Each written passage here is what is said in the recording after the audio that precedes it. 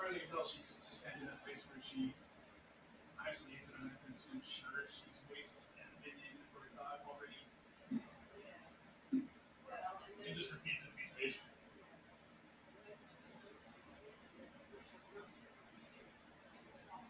Exactly.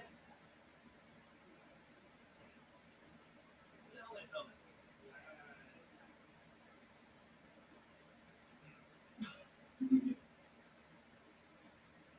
Yes, I've been there in my 20s.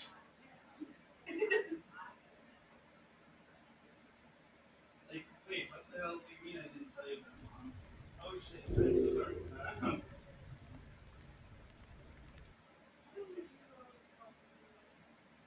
Like, I've told like 14 people.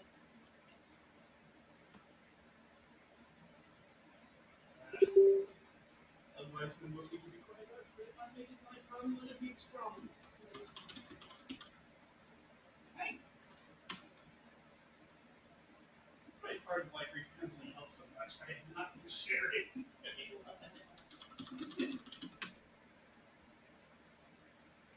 Hey,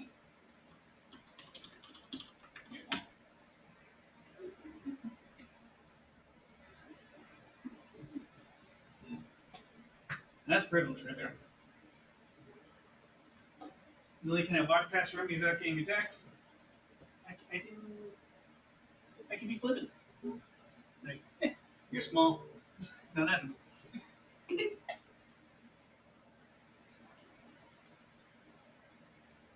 Like the time I accidentally dismissed the cop. The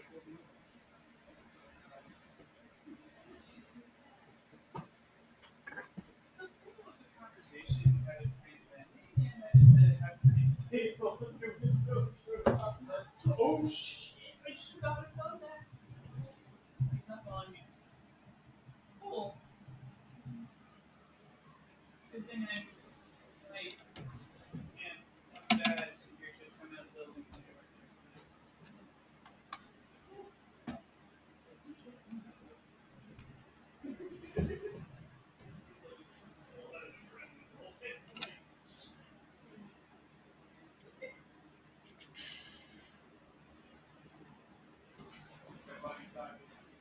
The penalty for messing up the cop is going to have to fight a tiger. That's even what I thought, because that was a lot of it.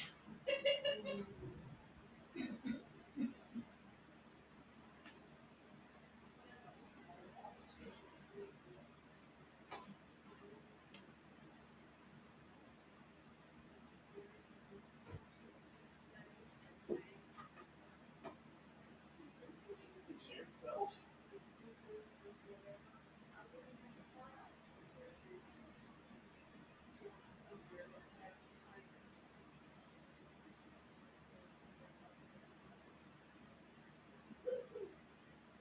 I'm not sure there's a cop in the land that can handle a tiger.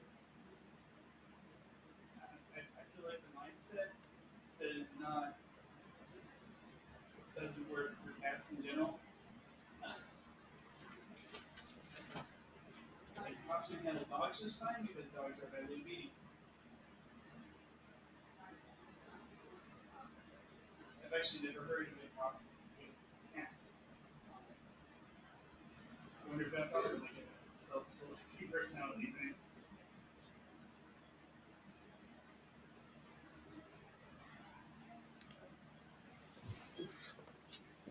I think I'm sorry.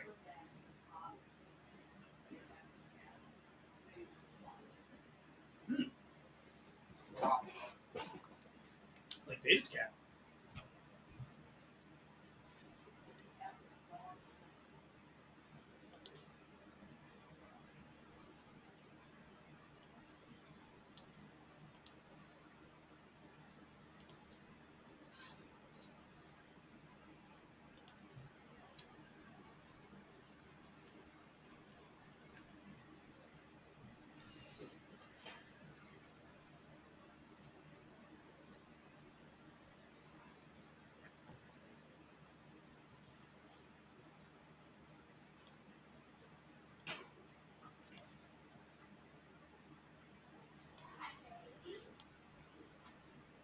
I saw some the blue spring.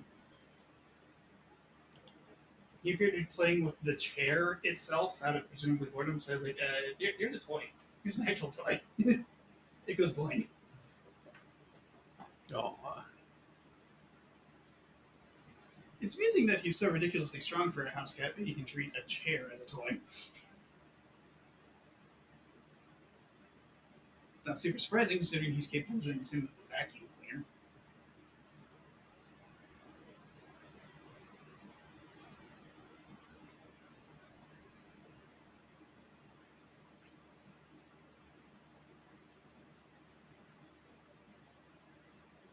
hey Harry, why don't you bat it over here?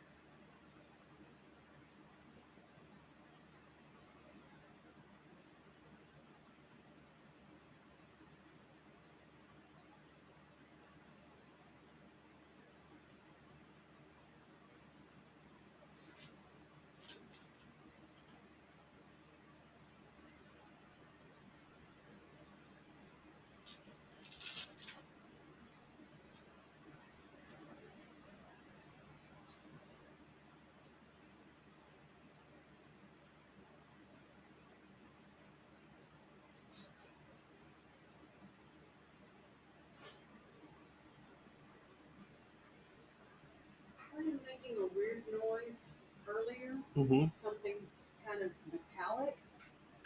I think it's plastic. Yeah. Anyway, yeah, metallic. And so I went to hunt down what it was he was doing that was making the noise. He had one of the springs up on the first shelf from the bottom of the pantry thing. And it was twisted around a couple of times. Huh. And he was, I don't know how he Bling, put bling. it up there and got it turned so that it was Hooked on. hooked, yeah, onto the thing. So I reached down and I turned it, screwed it back the other direction. And Probably by accident. It kind of like rolled over there and he flopped over and twisted about. must have Like, been because I can't imagine him Funny.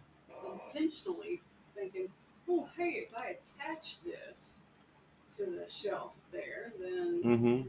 And granted, he did figure out how to open the shower door from the inside. that's true. And that's pretty amazing. Which was probably half an accident, but as soon as he saw that he'd like partially open, he's like, oh good. Yeah. Aw. That's fine enough. Pop.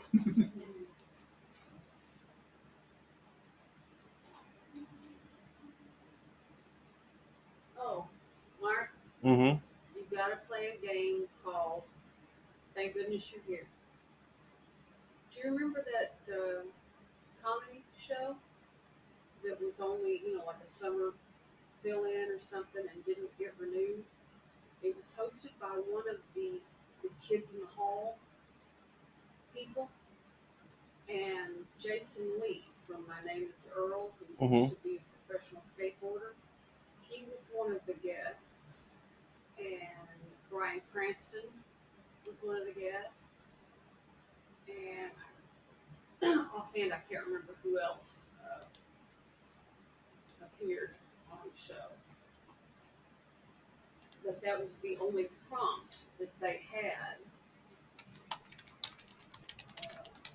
They were in a room, with various whatever in it, props. Or it could have been an office, it could have been a living room, it could have been a kid's bedroom, whatever.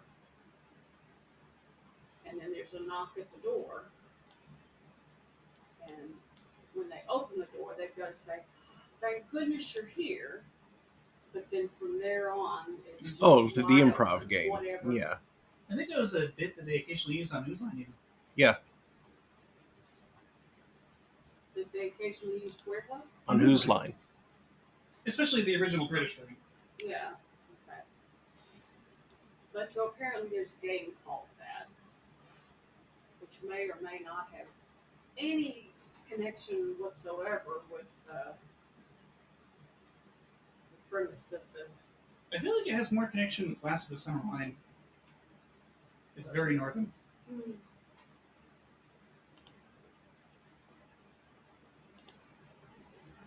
Like, it's sufficiently northern that the characters sound a little bit Scottish sometimes. Because, like, we're talking Yorkshire. But yeah, it sounds like fun. So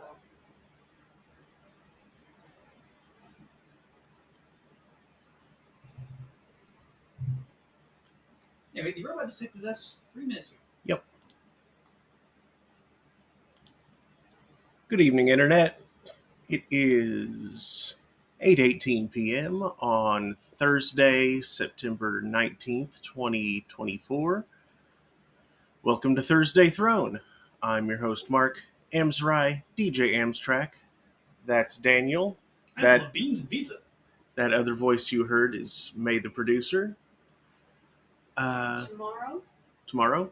would have been your grandmother's 95th birthday. Yep.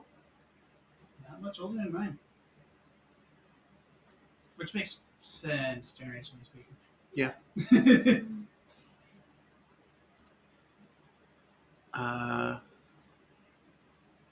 Tonight we're going to be... Did I say welcome to... Yes. Yeah, okay. Tonight we're going to be starting Pyre. Which... I picked this, one, because it's Supergiant Games, and they make really good stuff, and it's been on the list for a while. And two, this should last us just about 3 weeks. So it'll take us 1 week into October, and then we can switch to spooky stuff. Hopefully. Like that, it seemed about that kind of length of game. So hopefully that all works out. Now, is this before or after Transistor? This is after Transistor. Okay, so I think Transistor was the second one they did. Yes, it is. Which is super funny because Bastion was one of the first ones you did on this channel. Yep. Pyre is their third game. What's their fourth? Hades. Oh, that's why Hades is so fun. Mm-hmm. Not that I've played it, I've seen people play it, and it's like, that looks fun. Yeah. Probably hell to play on a keyboard. Play on a keyboard. But, yeah. Like Rogue Legacy. I feel like Rogue Legacy would be a lot more fun on a controller. Specifically because I desperately need shoulder buttons for the dashes. I can mostly play that game very well with the keyboard. Because I grew up playing games with keyboards. But if you got air dashes, you need shoulder buttons. Full stop. There is no way around it. Come on. There you go.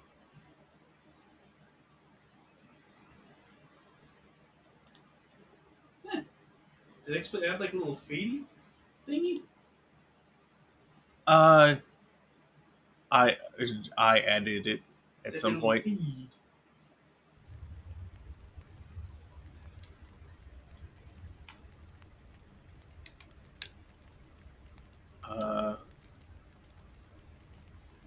There we go. Now it's recognizing the controller. Is it expecting a mouse cursor? It was. Amusement. Are you plunged into the set? Oh yeah, you're on full screen, so it's plunged into settings already. Mm-hmm. What's it about? I should take a look again, though. It's probably just the credits.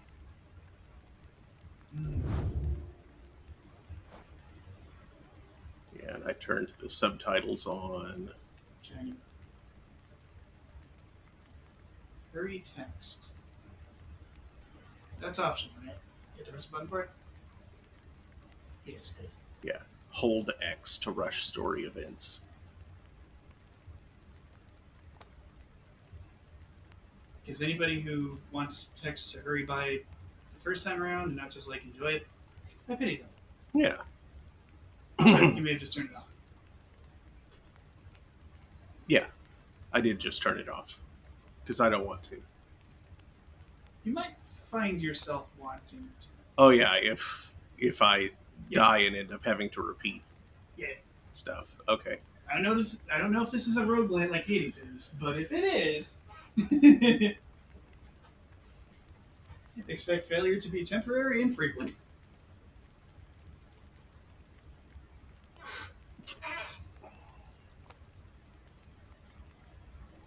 Turn on aim assist because I can't aim for crab.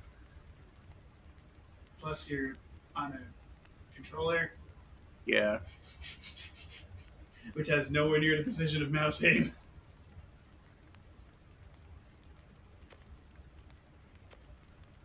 Whee! Aaron.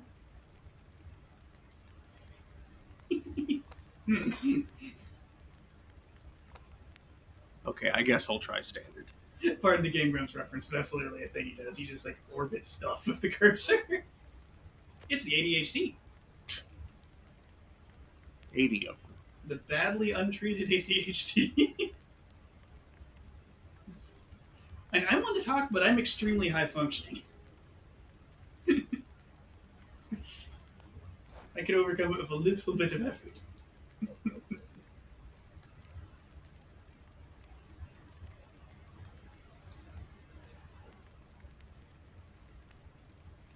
Yes, good. No, it must be in orbit because I don't see any borders. Heh. Oh man, but where am I gonna go buy a book? Hastings fell back in like what, 1200 something? Wasn't the Battle of Hastings 1066? Maybe, I literally don't know. It's a very well known historical event, but the number does not stick in my head for fun.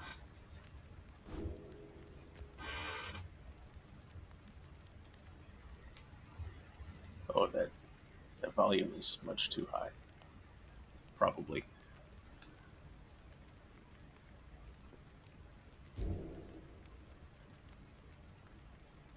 So where are the books burning? I don't know.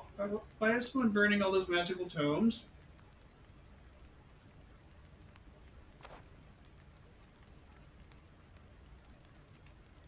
True Nightwing?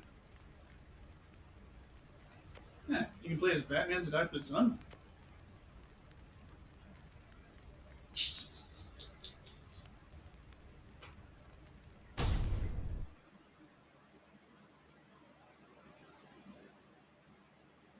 Interesting symbol. I wonder if it'll be important.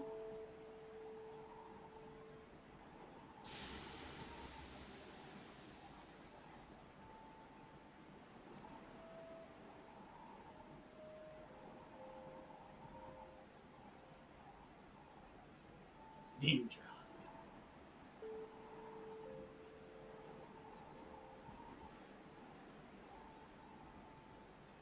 So I think you might be able to move. Where is me? You're probably the thing in the background.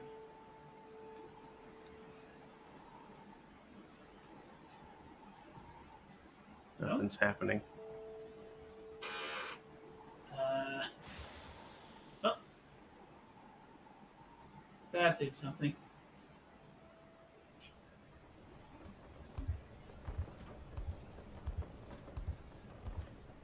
Oh, it's not yet. It's...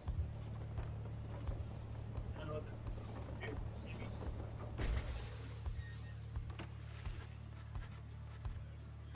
Your days in the downside brought slow, lonesome agony.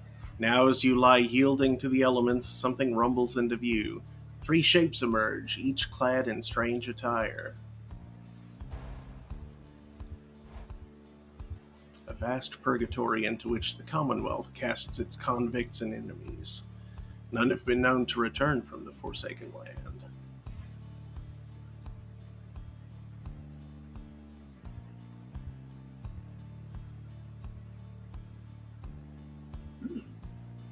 Sounds like you've been exiled for times.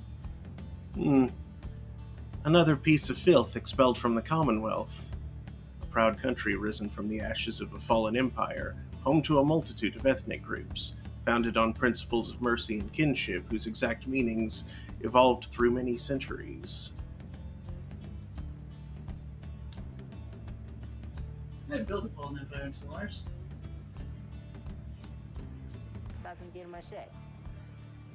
Okay, never mind. This is actually very quiet. Ooh, a masked something. See, right on schedule. What did I tell you?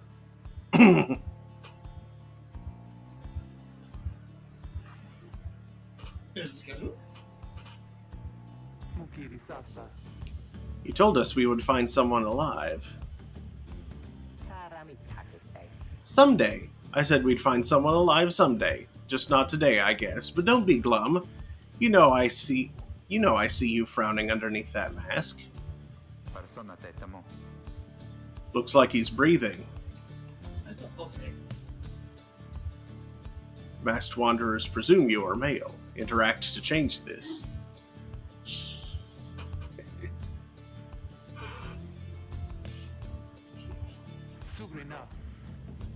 It seems he still is. Then stand aside. I shall send him to a better place. He's a he? Can you people just tell? Hang on. The markings on his rags. I think he's one of them. Then.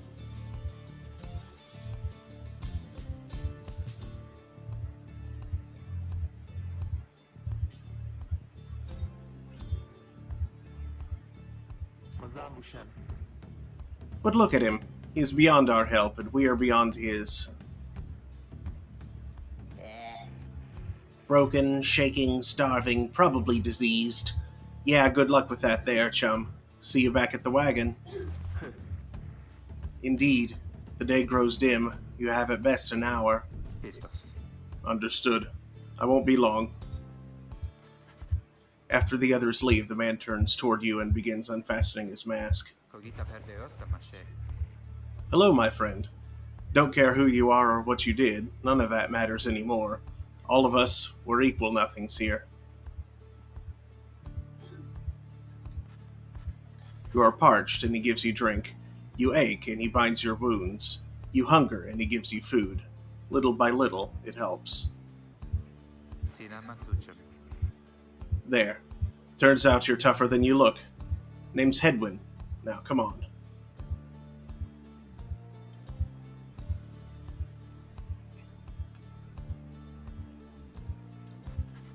You sense no ill intent as he helps you up and leads you to an old black wagon. Nothing like the stately vessels that paraded Commonwealth criminals through alabaster streets.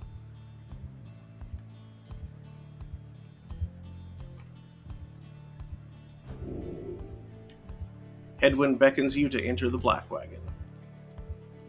Step inside.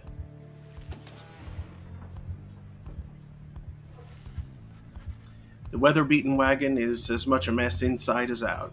You see the masked woman and the talkative creature taking stock of ancient-looking books. I'm back. And with a guest. She loosens the clasps on her mask. You may call me Jodariel. She's the most imposing of the three masked wanderers who found you clinging to life. Didn't think there were horns under the mask's horns. And as for myself... The small one struggles with his mask. Jodariel soon assists him. Ow! Mustachioed Dogman! That is to say, you may regard me by the name of Rookie Greentail.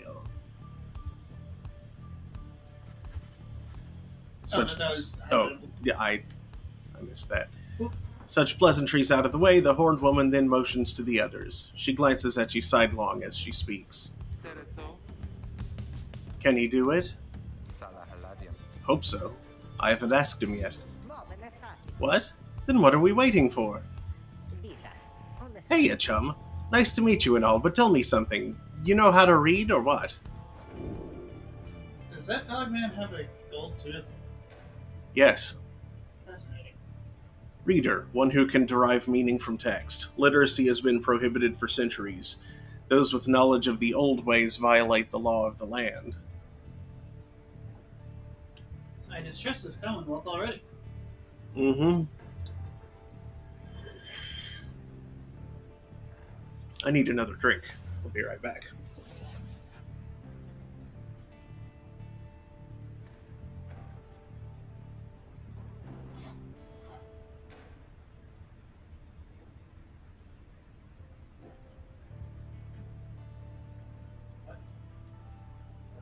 What?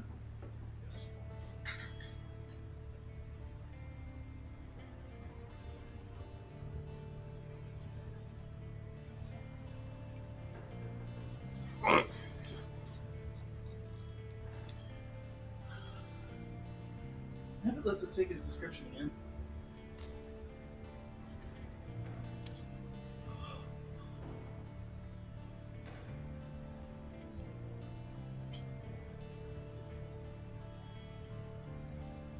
And you've already been kicked out into the downhole, the downlands, that zone. Yeah, but this feels like a do you like a do you want to do tutorial kind of thing. It's like, do you understand this game? Do you understand this core mechanic? Yeah, I already understand it. No, I don't. Does that say over time you did stuff? Yeah, over time you managed to learn something of the old ways in spite of Commonwealth decree.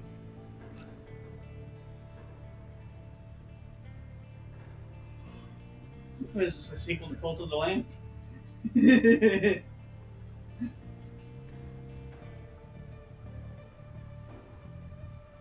Remnants of the old faith. Turns out it was books. You told them that you don't know how to read. The mere insinuation is insulting. You sense, however, that they do not believe you.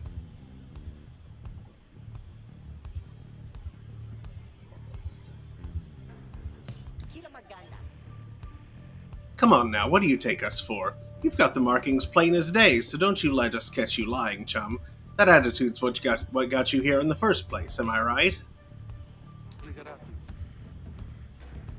Reader, you live still thanks to us. We ask for something modest in exchange.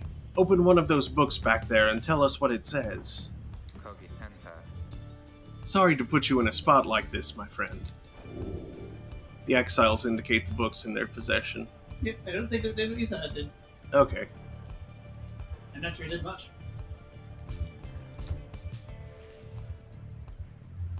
Have a look. It's in a book.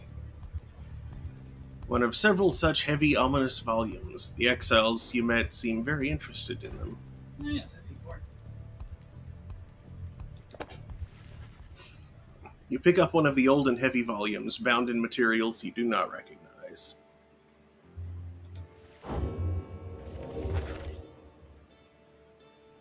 A formal welcome undersigned by the 8 scribes. You, dear reader, are an exile of the downside, such as we, the 8 who wrote this book of rites. That you possess it and have capacity to glean its words is testament enough to your potential. Thus we reveal a path from this forsaken place to freedom, a homecoming in glory. The stars themselves shall be your guide. Ere the turning of the year's first solstice, seek the nearest longitude beneath the brightest of 8, as they align as shown. Arrive as a triumvirate clad in the raiments of the rites, bearing this book. Oblige the voice that tells you more. Oh. I like how the book was written in dark mode. There's where you should expect the stars. Which looks the brightest, the green or the teal?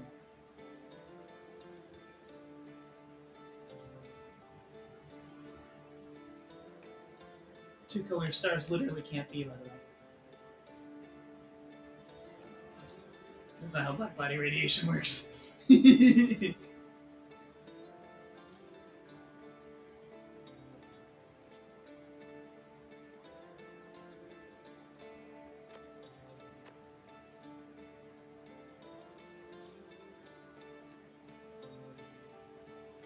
You click on the glowing tab. I did. Just these back here. Mm-hmm. To the forward.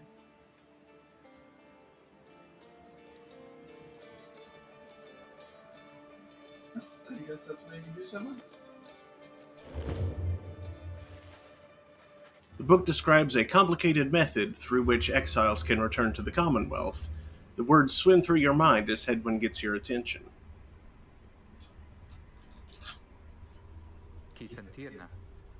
Well, friend, what does it say? But then your vision starts to fade and blur. You feel your body weaken and give out. Oh, should have read it aloud, buddy.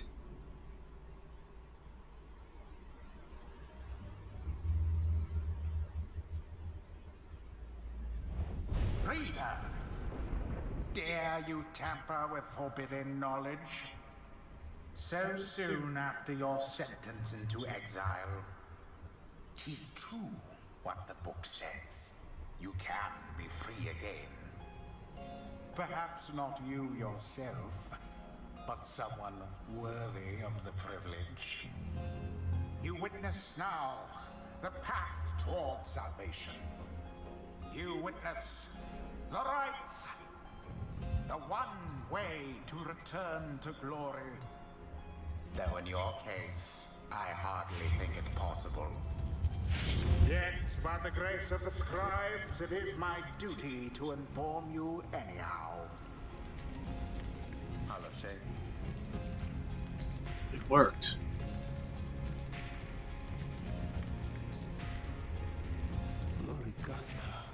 So it is true. Yeah, but what now? And where'd the reader go? He should be out there still. For now, we have to put our faith in him.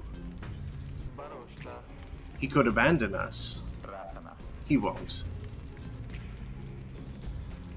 You look upon the three of them from beyond as Hedwyn then calls out to you. Reader, we aim to free ourselves. We will not grow old and die in the downside. And now I swear to you, when we get out of here, you're going to come with us. But first we need your help. Show us the way. Freedom. You focus all your mental faculties to do as Hedwyn asked.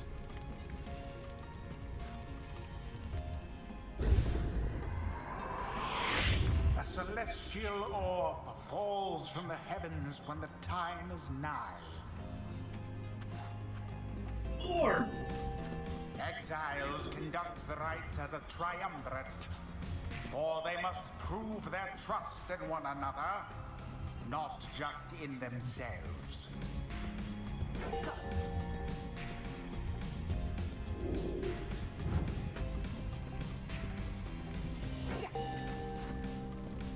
The three must act as one.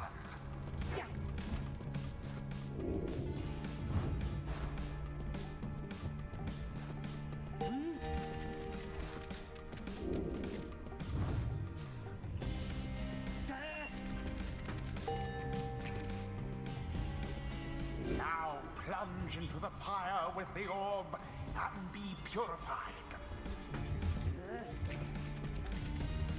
Yes, the exile Rookie has the way of it. Whoever steps into the flame is banished for a time. His or her cohorts must make do on their own. Oh, but it is not so simple. In the rites you shall face adversaries whose own freedom is at stake. Beware the aura that surrounds them, as they shall beware yours.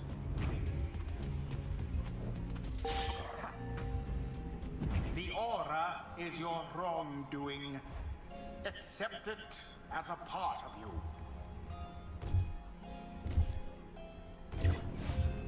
Cast your aura like a stone. Correctly done. Again. Just so. A glorious performance, I admit. More than I expected from the likes of you. Grasp the orb once more. The orb absorbs the aura. Then the orb quenches the flame. Now I say jump. Leap with all your strength. Not quite. Thus sails the orb into the waiting flame.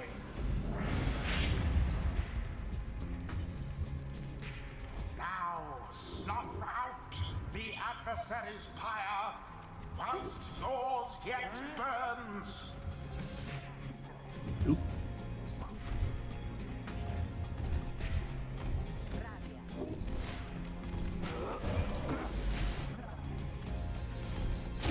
That ought to wake you up.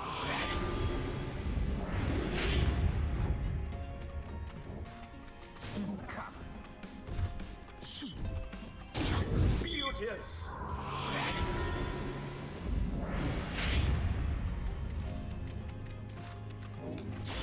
Engulfed within the order. Bask in the purifying flame.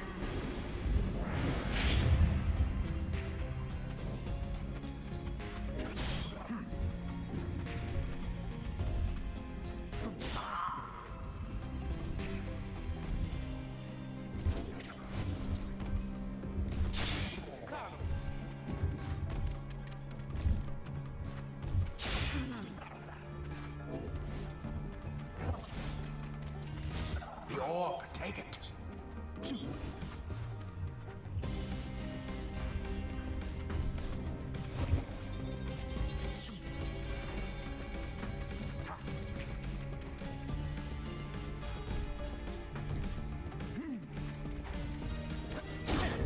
Edwin plunged into their fire. Yes.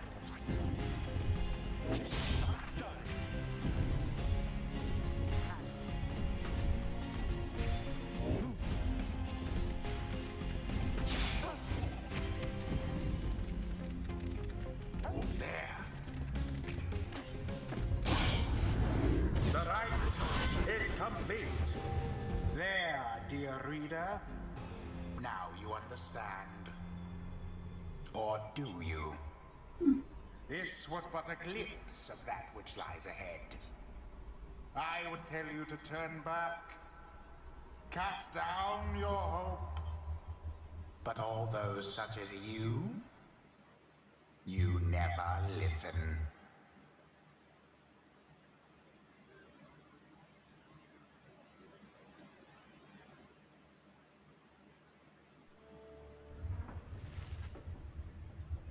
That was interesting. Mm-hmm. A small taste to it. The others are still picking themselves up as you awaken. Well, that was something. That was our way out. So now we just follow the stars, or what? Supposedly. Reader, come, let us regard the night. Jodariel leads you outside, where a clear night sky awaits. Now show us, before the howlers catch our scent, where shall the rites commence?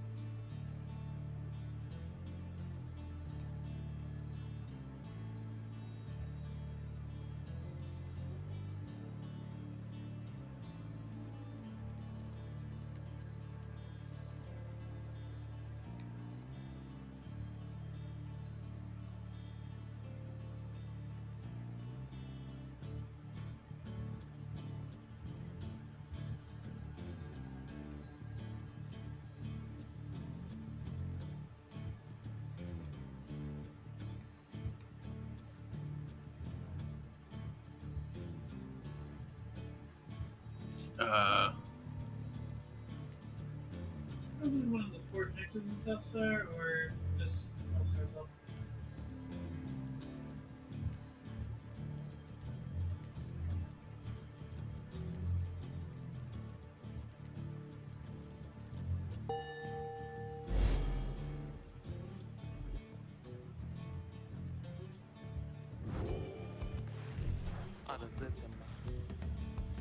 Hmm, 200 leagues due east, the Ridge of Goal.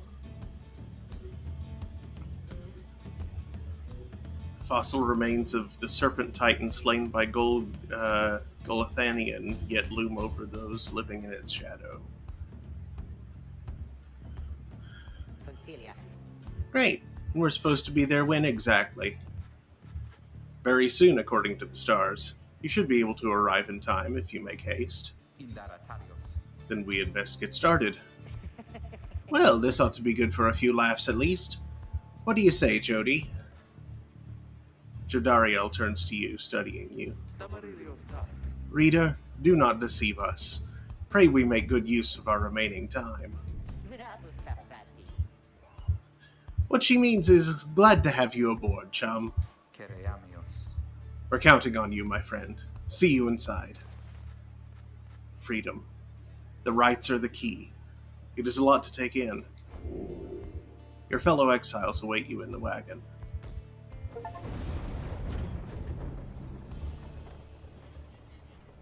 That wagon did something weird for a wagon.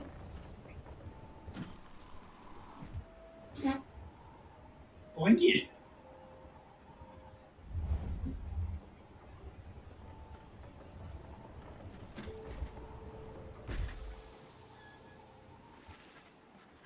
You arrive in Downside Prairie, where the roadhead is forked. There is a lack of consensus about which way to proceed.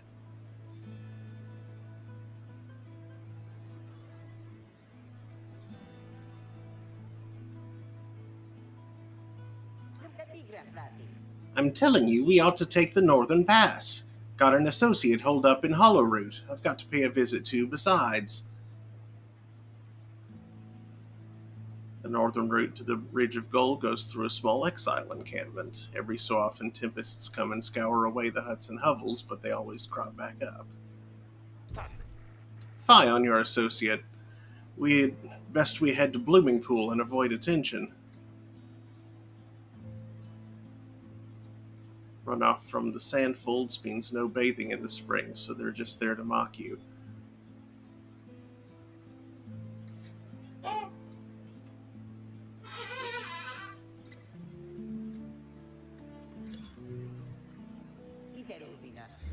And get stuck in a bog while we're at it.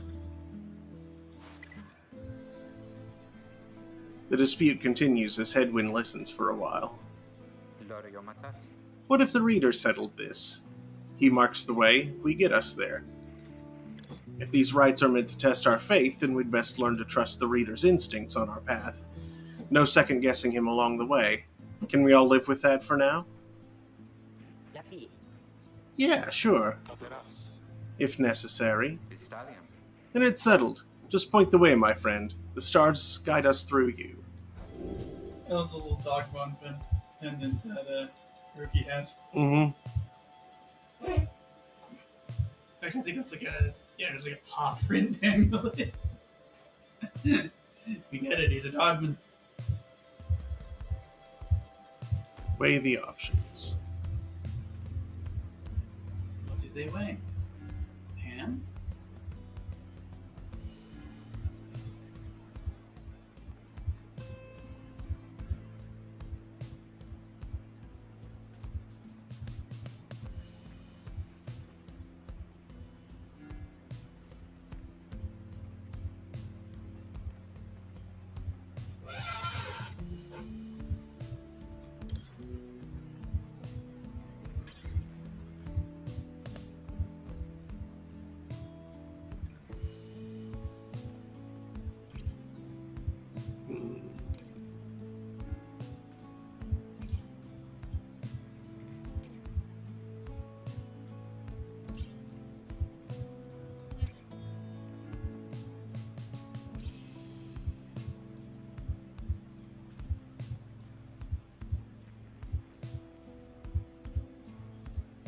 Blooming Pool just generally sounds less pleasant.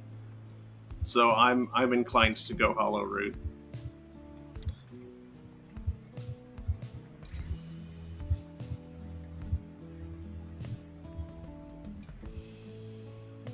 Swimming pool is very poopy. Reminds me of Yellowstone mudflats.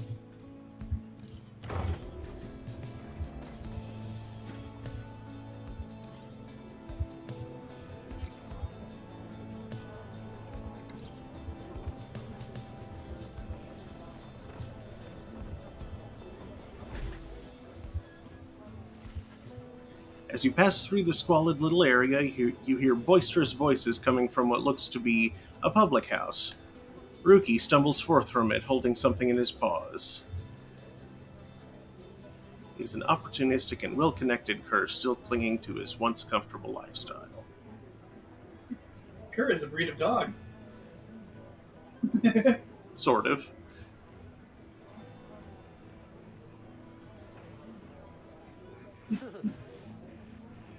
Oh, hey chum, just wrapping up a real important exchange back there. Hang on to this for me, will you? We'll have to drop it off if we head further north. Plain parcel. You cannot tell what is inside.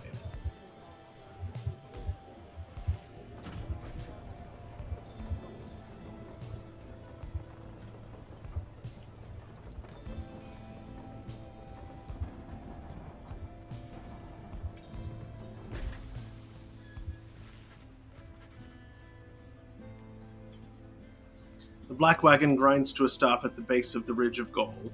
The others ask you to assist with making preparations for nightfall and the commencement of the rite.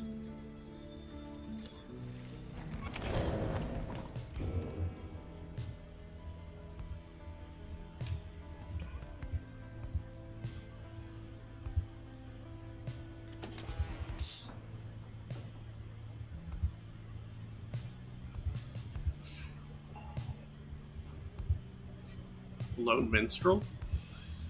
The figure sits very still in a corner of the wagon. He is unresponsive, but seems to be alive. You observe the man slumped in the corner of the wagon, bearing some sort of stringed instrument. You sense he lives, but nothing more. It seems inopportune to ask about him now.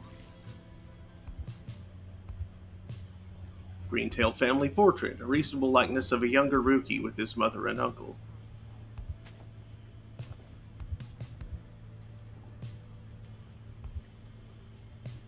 Jody's throw rug, fashioned from a howler's hide, sends their ilk a clear message. Jodariel says not to step on it.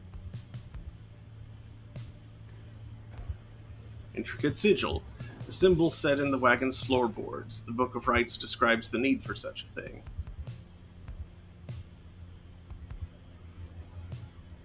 Hedwin's cooking tins, what passes for cooking supplies in the downside. Hedwin does most of the cooking.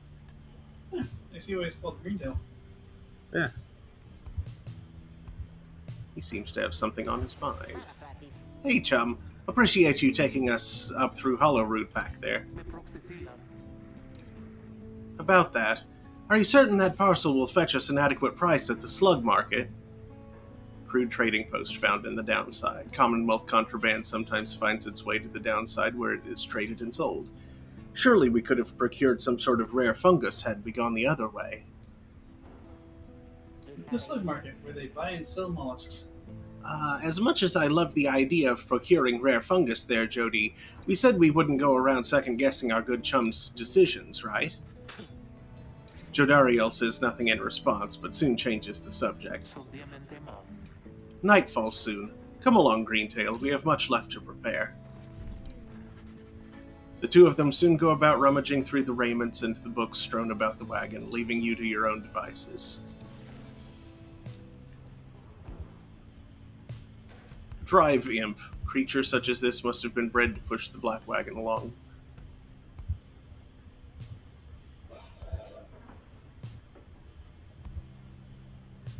Huh. That's a little weirdo down there in the lower left corner. Oh, yeah. And way up there in the far corner. Yep.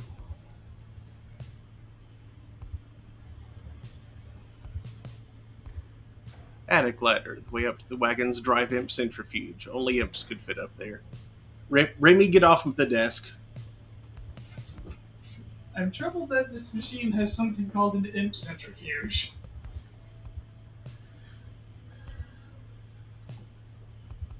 Common room. Interact to view the roster.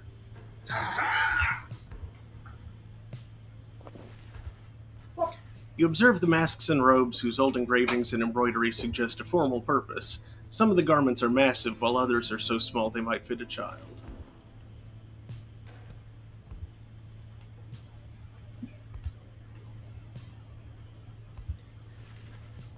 In the common room, you may review various notes and observations about your fellow exiles and their respective paths toward enlightenment and the rites.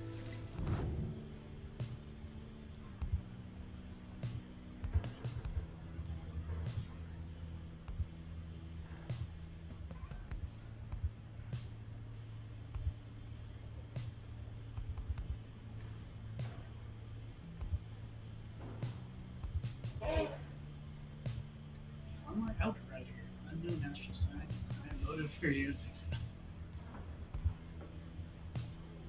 He's the one who nursed you back from the brain capture, finding you in the downside. His genial manner suggests that his life in exile has not yet broken his spirit.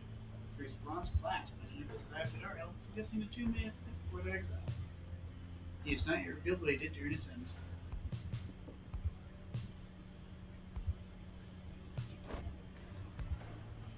She is a grim, long-time resident of the downside, grown accustomed to surviving there. Oh, jump back to Greenskin. I see stats. Glory, goodness, presence, and hope. Mm-hmm. He has a significant chunk of hope. But she's closer to enlightenment.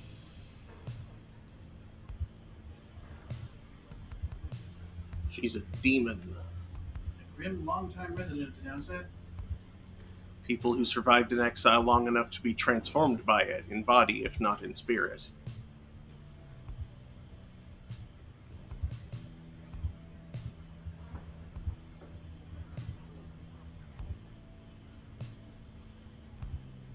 She has a more different veteran. Blood border.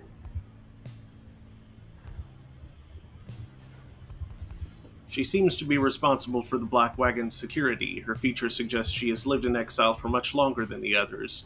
Her grim outlook and the fact that she still wears the bronze clasp of the Commonwealth Blood Border suggest a military background, though what she did to earn her sentence you do not yet know. She has different abilities to a degree. Her jump does a snap and downy to Oh, yes, what do we know about Raiders?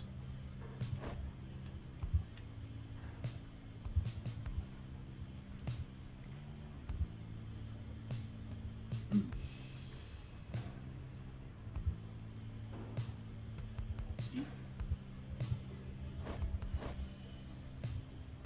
Trafficker. Dealing with contraband for long enough can lead to making many strange acquaintances.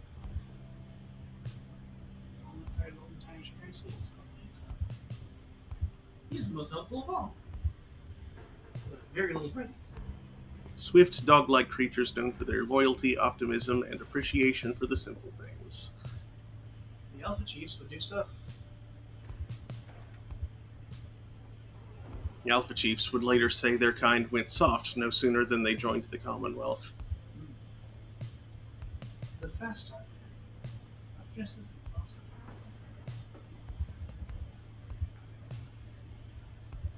He seems to be the most well-connected of the masked wanderers who found you, and knows something of the land. He has a rather opportunistic disposition, and his ostentatious clothing suggests a lucrative background in the mercantile business. Even still, you do not yet know for sure what he did to earn his sentence.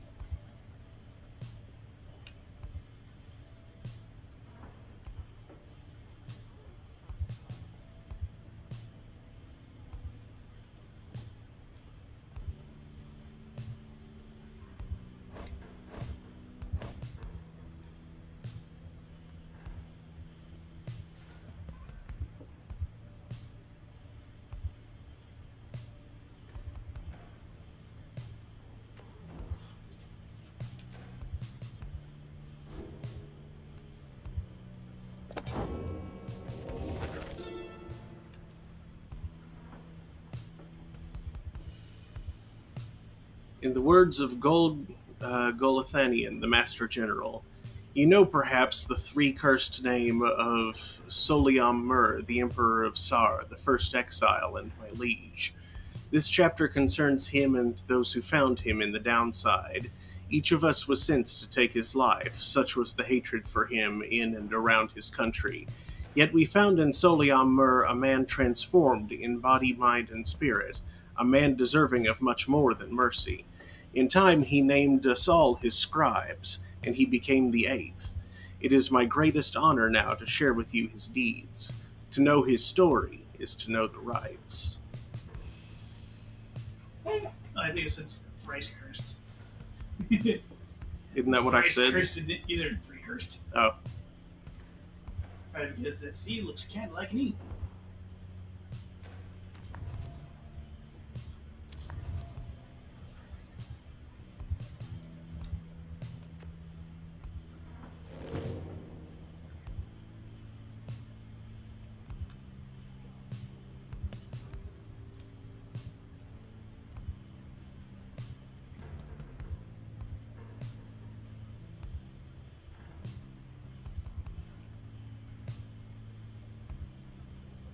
There's not much else to do in the way, though.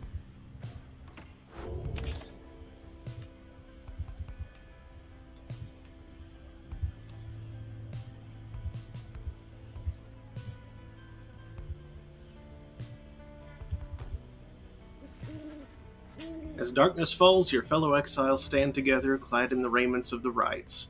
The preparations are set. However, everything is still and calm. Soon they grow restless. Keep telling you there's nothing here. What a bunch of idiots we are. We traveled all this way for nothing. I don't think we did. Look up.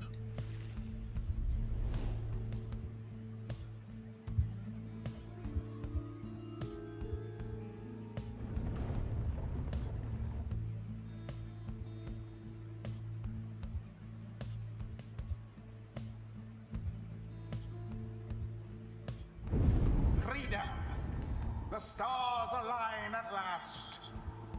You reach the Ridge of Gold at the appointed time, and your triumvirate is ready. Your adversaries in the rites this eve shall be the accusers. Whose ever pyre yet burns once the other is extinguished shall step closer to freedom. Now let the rites commence.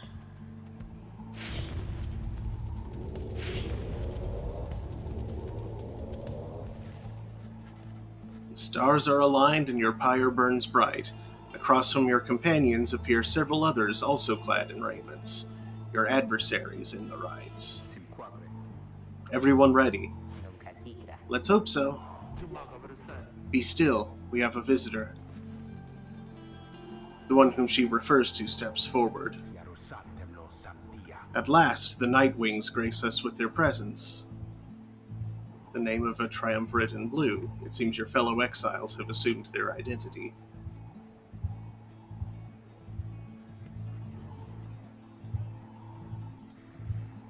I see that the reports of your demise have been exaggerated after all. Even I was beginning to think you were gone for good.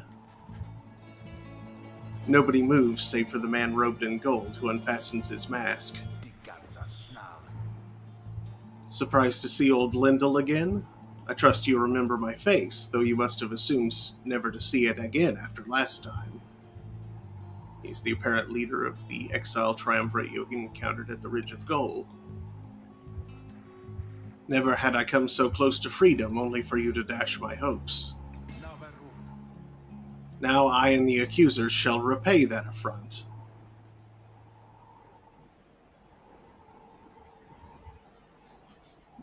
Oh, for something he thinks you did. He shoves his mask back on and takes position with his comrades. It is time. From the shadows, you clutch the Book of Rites and focus on the task at hand.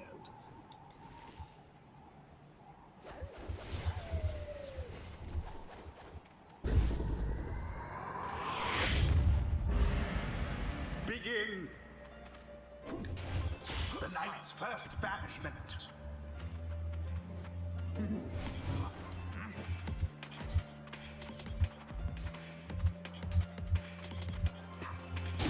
And the accusers underestimated you?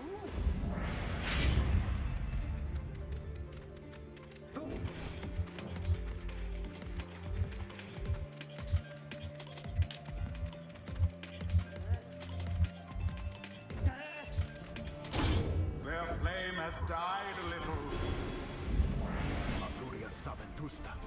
No, I shall not accept defeat from you again.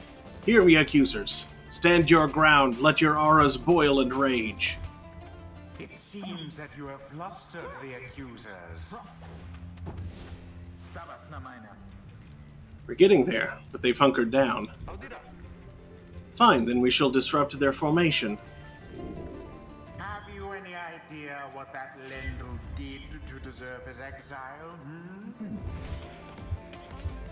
The feeling you were. A daring display. Flinging the orb into the flames like that. You elude banishment using such tricks. You'd also jump in there, so. Bashed.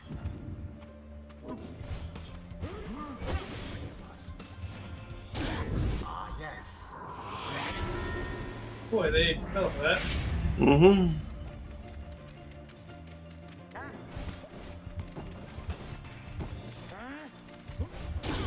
As per the sacred law. Once more like that and we are finished here.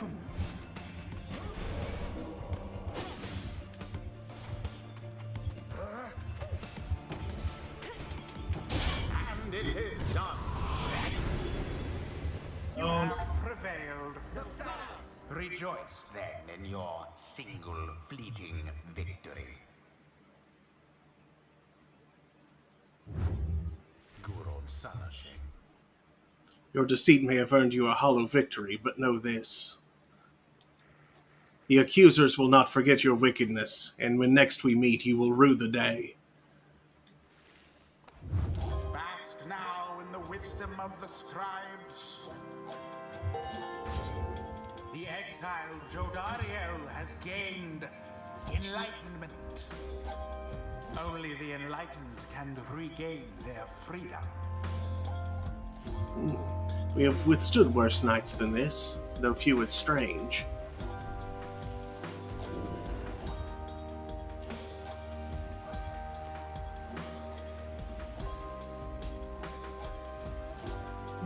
Double.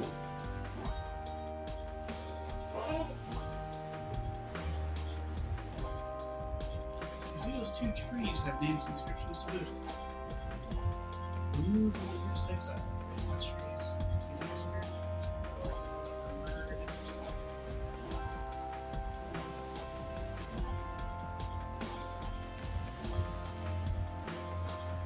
He understood at last the consequences of his hedonistic reign.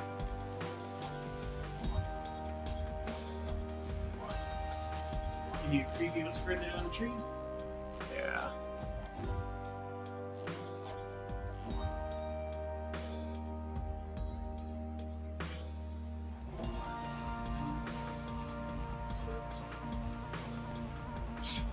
Wow, so you get a taunt. It causes you 2 extra damage.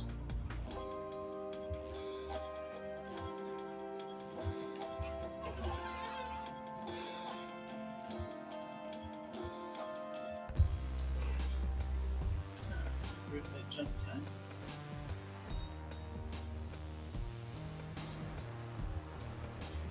Huh.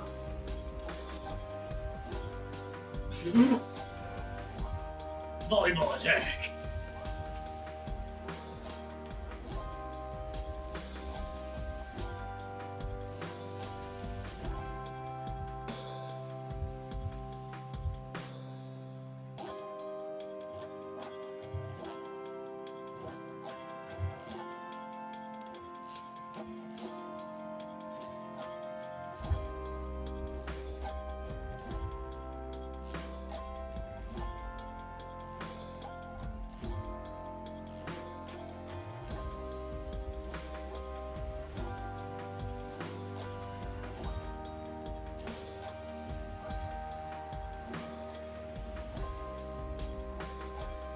I think I like the double rush.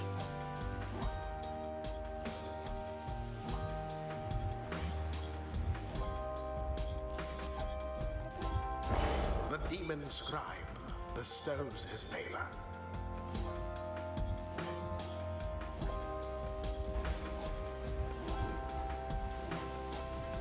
After the rites, the accusers disappear into the darkness. As you return to the wagon, in the still night sky, you see a single star burns brighter than the rest, beckoning you onward.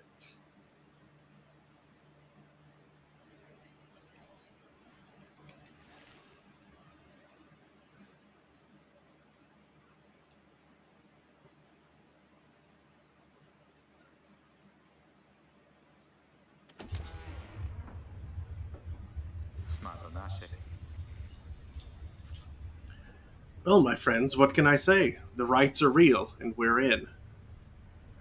Deliosta. The Getting Out of Here Club.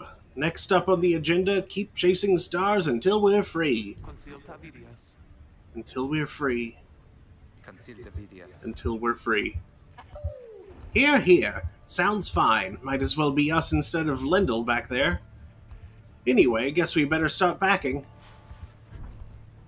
As the others go about their business, Headwind turns to you. Ligoratus. Reader, come with me while the stars are still out.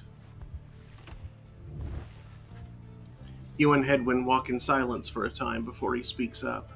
Qui sentirna. You have questions. Come, ask away. We need you in on this for the long haul.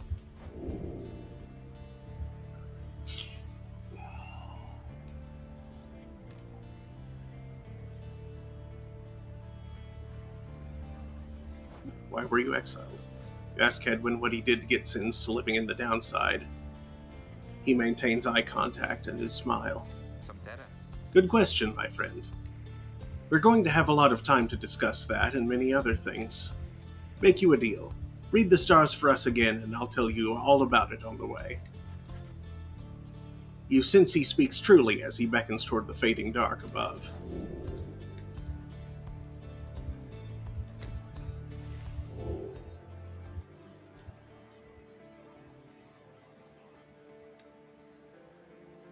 Good stuff shines bright as now.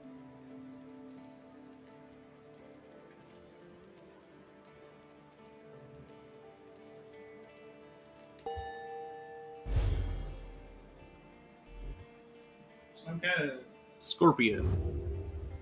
Tierra Scorpion. facitas.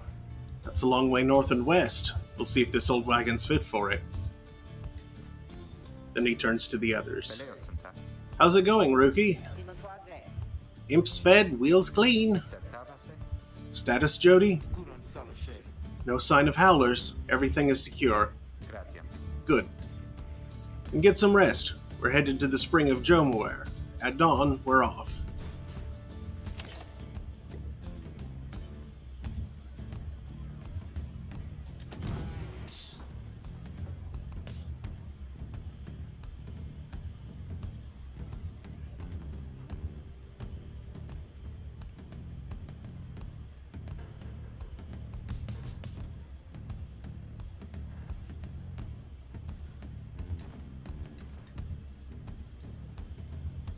She's presently training the imps.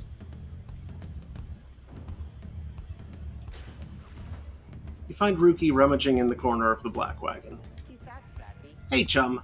Know what? It's good having somebody else around besides those two. So come to think of it, there's something I wanted to get your take on, and you have to promise to tell me honestly. Would you say... Esa. What I mean is, He hesitates, trying to find the words. Look, what I'm trying to say is, You sense something serious is troubling him. He moves in very close, making sure no one else is in earshot. Molioche. He's got your mustache. It's about my mustache. It's Daniel's mustache. I've been getting some conflicting reports about it. Would you say my mustache, that it makes me look a bit, you know, French. Set farm. unscrupulous? No. Makes you look like a French poodle.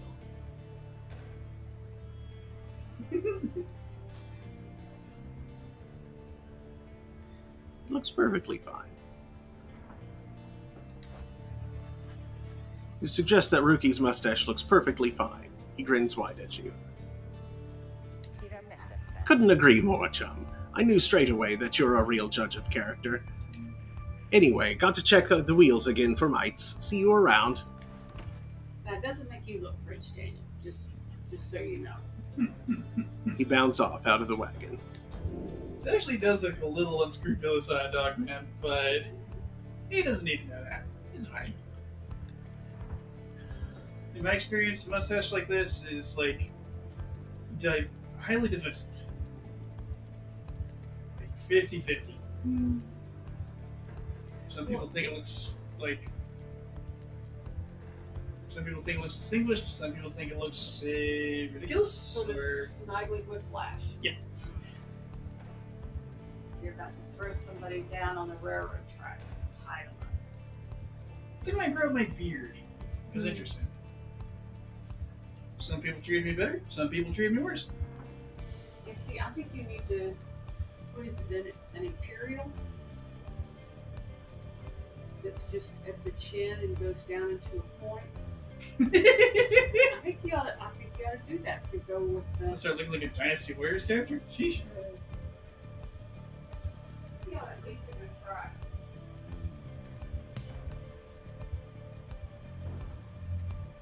I can never hope and see exactly what that does. Duration of advancement. Ah. Comes back quicker from timeout.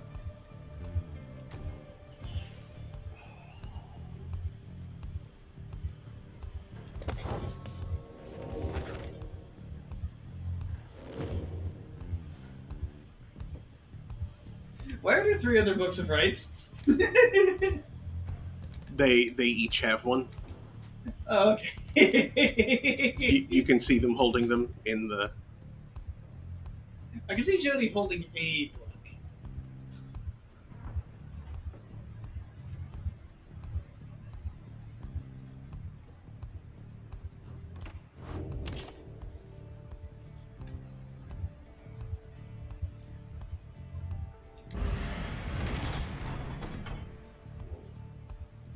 So this place has mites that can affect the wheels and something known as howlers.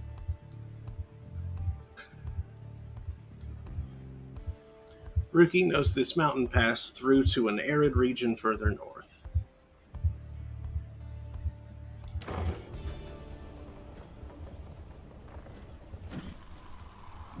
Boing! What a springy wagon.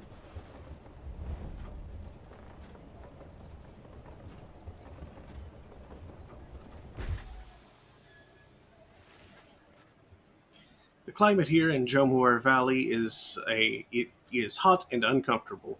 On top of that, we have a stowaway. Home? We can go home?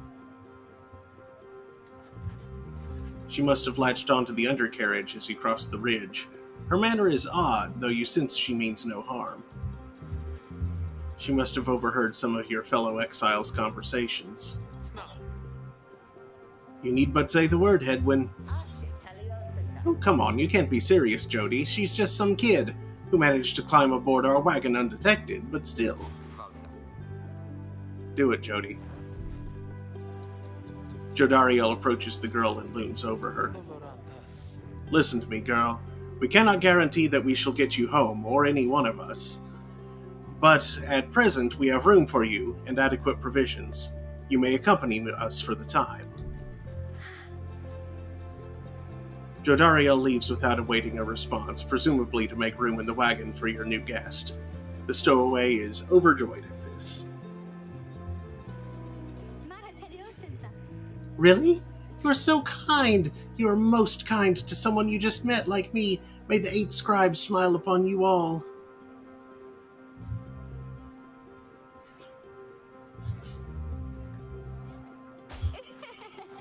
She claps her hands, bursts into laughter, and performs some sort of dance. Ruki stares at all of this and leans in close to Hedwyn. There's only no 6 in an interesting manner. Hey, so what gives? First the reader, now we're taking her along?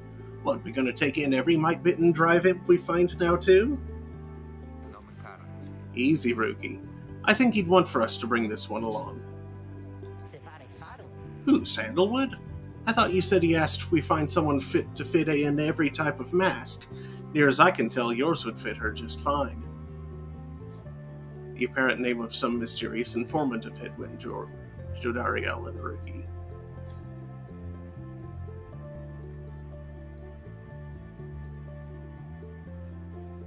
Kimberita. He asked that we use our best judgment. Besides, we send her away, she'll go telling anyone she finds about us. We can't risk that right now. So, can I come in? It's very hot, and I'm a little thirsty and a little tired, too. Fare grazie, Tam. Yes, you're welcome here with us. One question, though. What do we call you? Well, this is embarrassing, I think, but I don't know for sure. It's just back home they called me lots of names, like for the color of my hair. They made fun of you just because you've got gray hair? That's it. My name, it rhymes with gray. My name, it's just, they called me lots of names. You sense the girl is struggling to recollect a certain name she felt best suited her.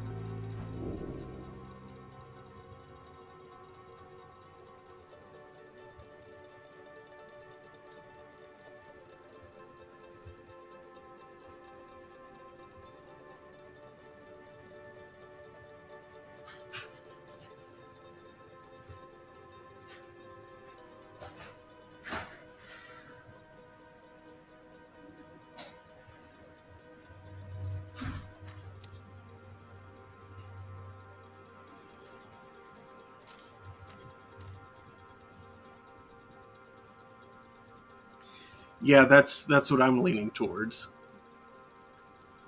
Considering that's...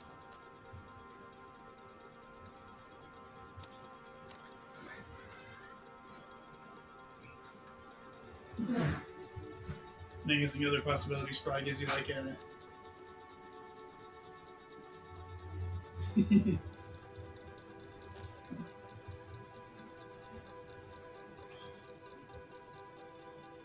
freeform text input that like makes it end in AE.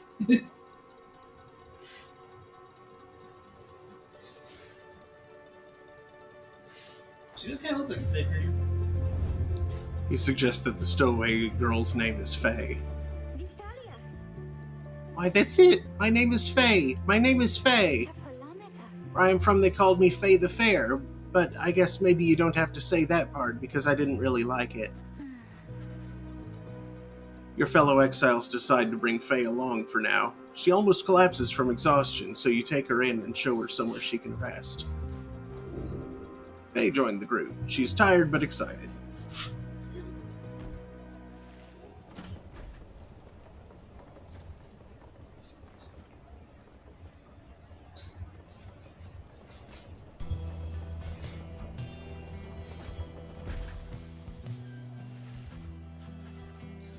The Black Wagon arrives in a somewhat peaceful stretch of Jomur Valley.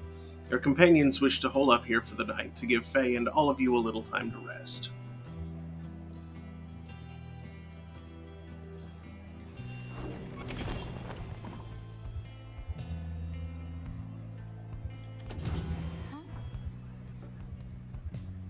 Itch.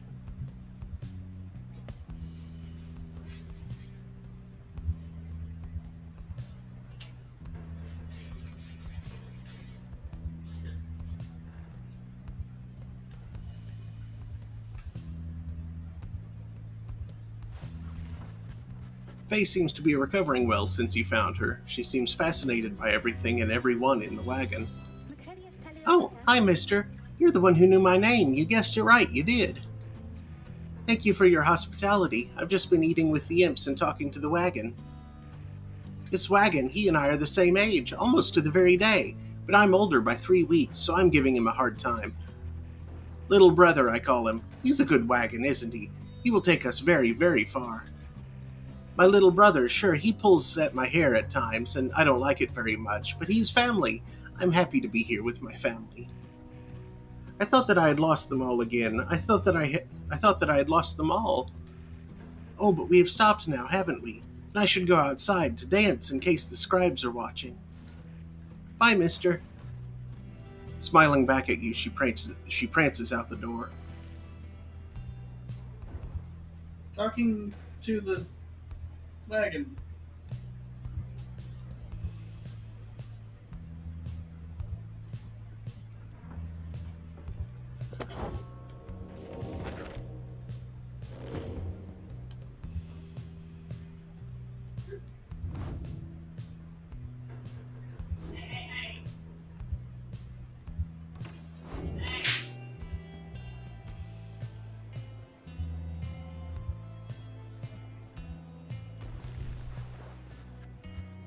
Your fellow exiles are taking a moment to unwind.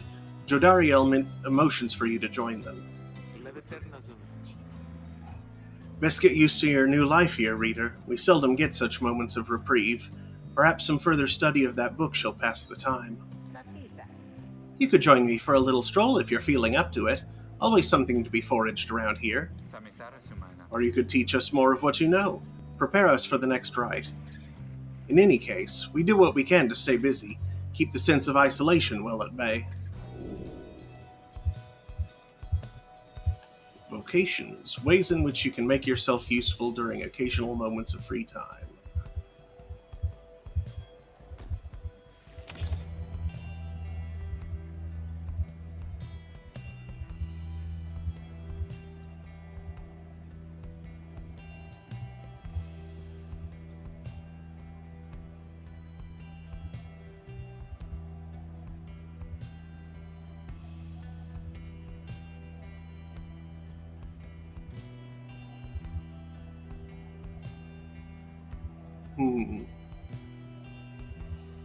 Global bonuses are nice.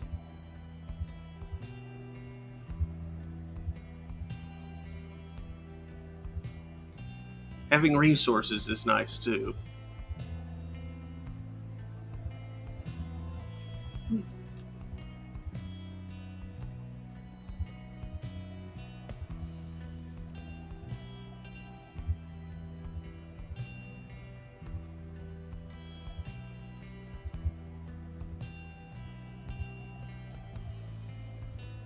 Between and experience for one companion seems like probably the least useful, but I don't know. Between these two, I'm not sure which would be more useful. I also don't know. It depends on the game's mechanics and flavor. Yeah. Is it the sort of game where a single powerful artifact can carry you for a while? Or is it the kind of game where you want to stack a bunch of bonuses? Let's go for resources. Dung boulders, you sense something of value here. Titan bones, you sense a source of enlightenment here.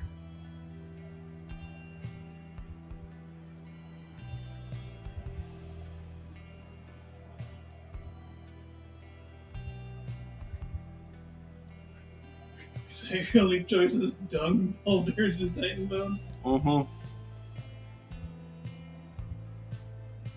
How to describe the dung boulders again? Fossil remains of a giant beetle's giant heap of excrement. Do not ripen with age.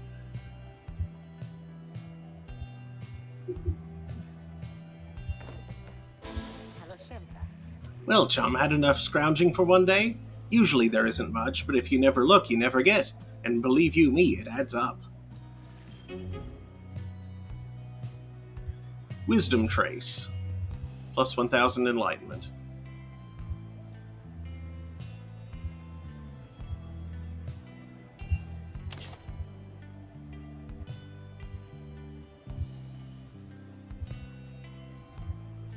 See if we're doing from the roster.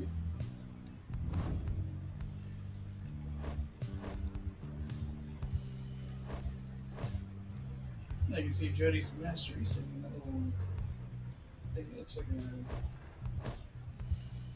window. Mm-hmm.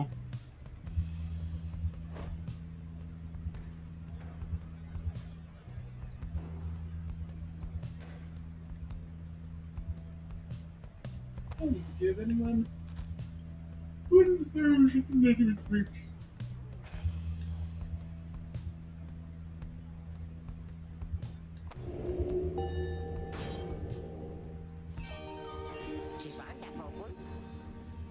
See that, chums? Old Rookie Greentail's got some bite in him yet.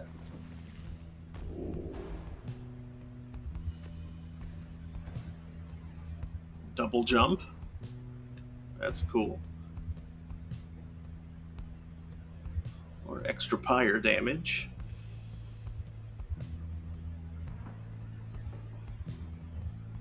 Bigger aura.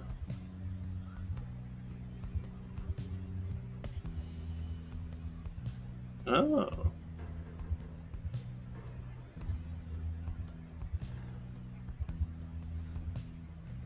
That's cool. About this side.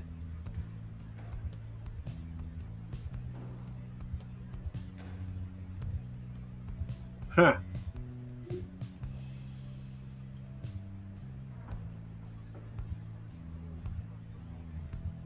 All the other curves proved they could jump as far as Jomer. He outdid them once again. Jomer's apparently a famous curve. What are the names of those two trees? Maneuvers of Mini-Mane and Traits of the Alpha Chief.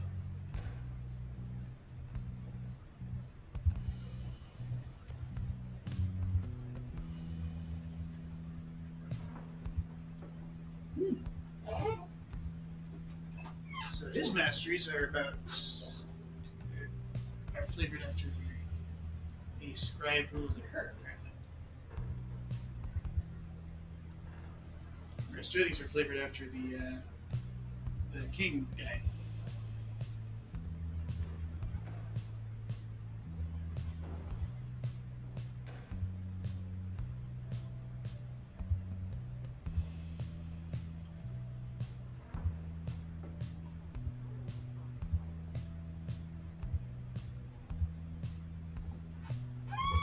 Well, he's already pretty fast and agile. Let's go for the ones that compensate for his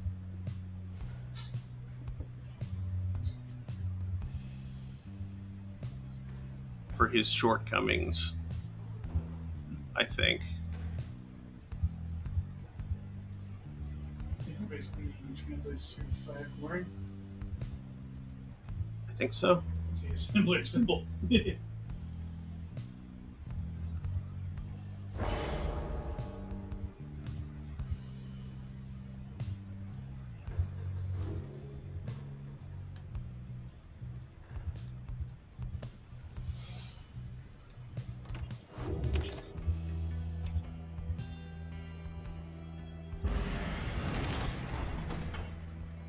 Path leading further west splits off, and once again your fellow exiles turn the choice of where to go over to you.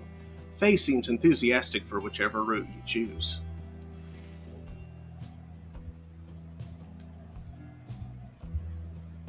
Glue Hive. The north route across the Jomuer Valley passes the remains of the Hive Titan. Faye believes those who travel this path shall be as strong as goal of the 8 scribes. Fall Flat. The south route across the Jomuer Valley is riddled with barren rock and bone. Hold on a sec. What else is it? Faye believes those who travel this path shall be as swift as Jomuer of the 8 scribes. That's just Jomer as opposed to. Yes.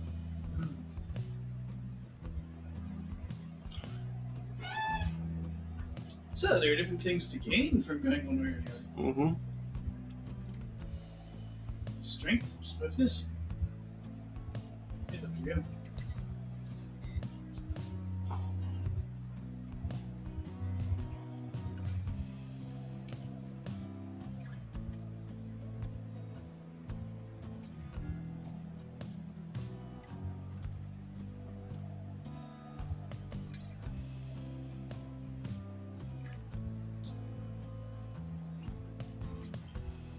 Let's go this way. Blue Hive sounds like the dangerous realm of, like, bee horses.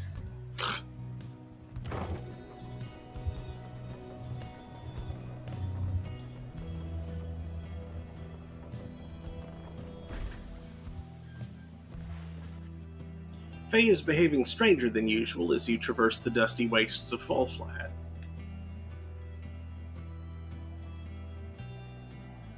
The wild curs of the valley avoid the oppressive heat of this place.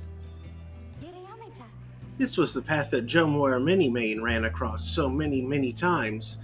Can you not feel his presence, him and all his friends here in the sand, and in the air and all about?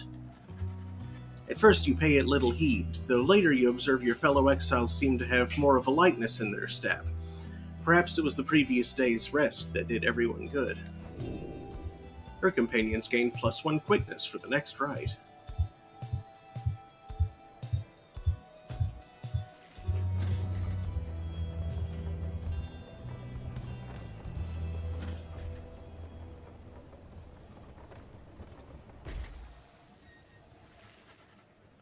En route to the Spring of Jomware, you hear all about the roving slug market, which appears to be nearby. Crude trading post found in the downside. Commonwealth, I guess. Rookie insists that you take a look after you settle in.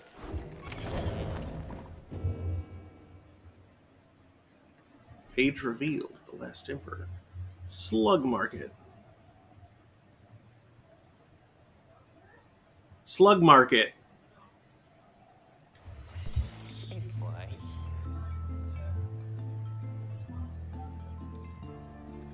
Hey guys, how's it going, Mr. Greentail? Been a while and all that. Hey Ron, how it's going? Say, how come you've set up shop all the way out here? Isn't this a little out of the way? Oh, well, let's just say you ain't my only customers. You see, Dad and I, we know this business pretty good. We've been around the block, and so... As Ron keeps blathering, Rookie signals to you in a furtive way. Here's the deal, chum. Got an informant says there's something here connected to this rights business. See if you can spot it. Should be able to pawn off some of our stuff to make the trade. And don't even worry about Falcon Ron. It's the informant that Sluggy's holding. So anyways, you guys got something for me, or what? That plain parcel you got there, I could take it off your paws if you want.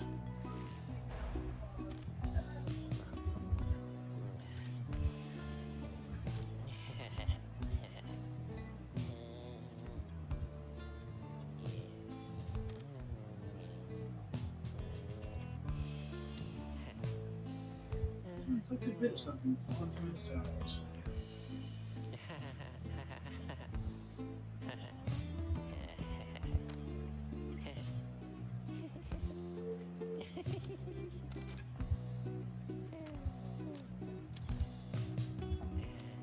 Two rank 10 talismans.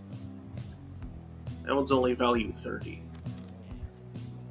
Can't afford either of those things. Can't afford anything. Can afford the Mooncrest, okay.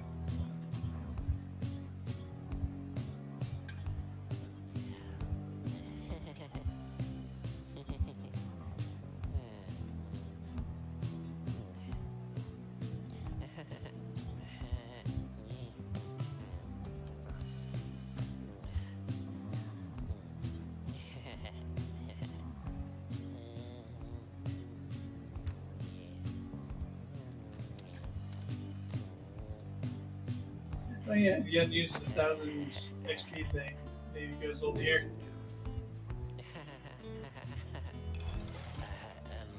Hey, you know, I'll take it, Mr. Greentail. Do you drive a pretty hard bargain?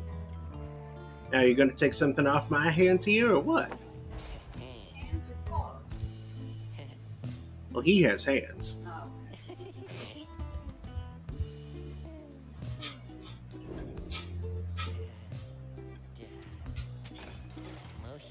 That's a one-of-a-kind thing you just got there, you know, and you got yourself a real good deal for me as well, so thanks.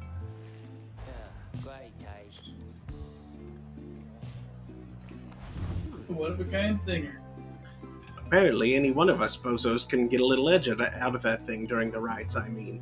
Just a question of who gets to try it out.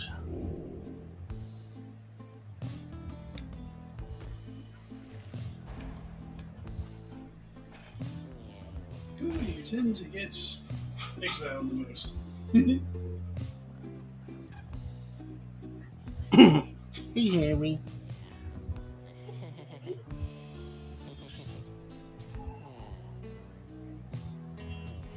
They're banished the most. They're already exiled.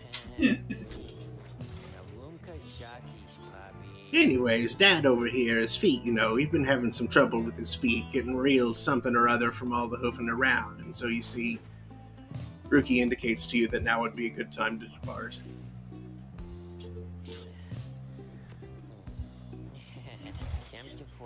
See you, Mr. Greentail, and your friend there, too. I like him. Seems real nice, Mr. Greentail? Greentail. That's what I thought. Anything like Mr. Green Jeans? He's a dog man with a green tail. Well, a green tip of his tail, anyway. Green upper half, honestly. Hedwyn motions for you to join him. While his manner is as easygoing as ever, you sense he is searching for the right words for what he's about to say. You'd asked what I did to get thrown in here. Figured I'd tell you. The others know. I was on the Blood Border for several years, an outrider. No real rank, but a pretty important job. Whenever the harps swooped in, it was up to me to raise the alarm. Harpies. High-wing remnants. They hold themselves superior. Archjustice Sandra holds the knife. One day the harps came without warning. No alarm. It was a slaughter. So I heard, because I wasn't there. I was with one of them.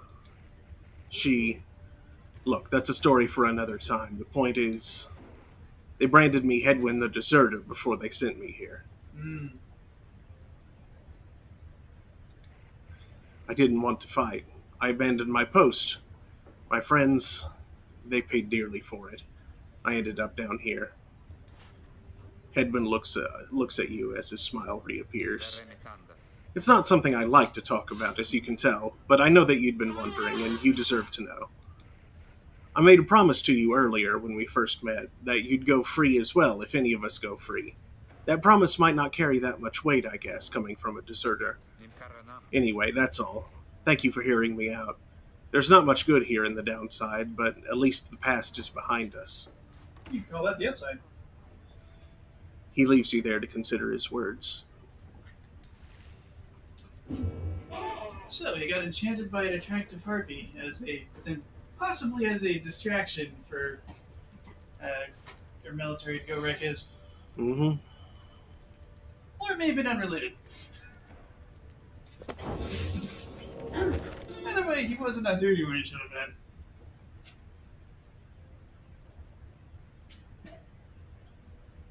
The last emperor, in the words of Gol Gulathanian, the Master General. How many nations did I scour in the name of Solium Mur? How many countries fell before our spears and blades? Such questions mattered less to me with every passing victory. Our legions swelled across the land and our dominion grew. The Emperor Solium Mur paid all this little heed. He only tended to his personal affairs. Our legions relished the autonomy. We did not know that the Emperor cared nothing for his legions, nor his people. He cared only for that which was before him. One day he learned of such a thing as to befit his name and vowed to seek it out.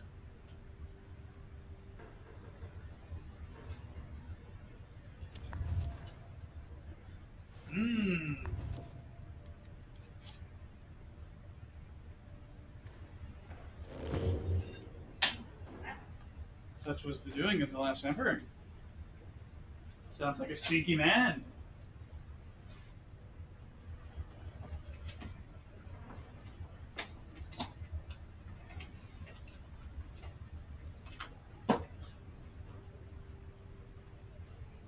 Is that the one that had Tom Cruise? Is Last emperor? The Last Samurai. Ah, okay. But now, was it also in Akira Kurosawa?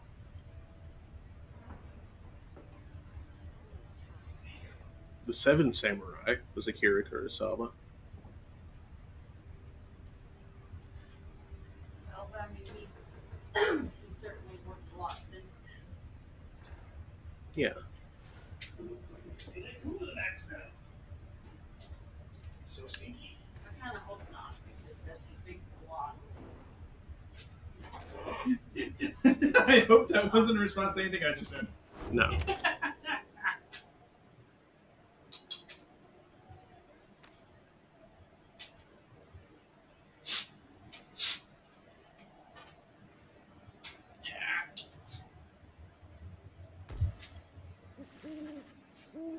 As you complete preparations for the rites to commence, you notice Faye approaching.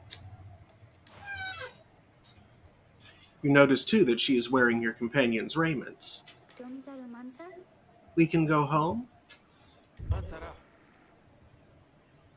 Faye, I thought I made myself quite clear that you were not to touch those robes. Oh, I'm sorry, Mr. Dariel. I just thought that maybe you were being funny at the time. Unbelievable.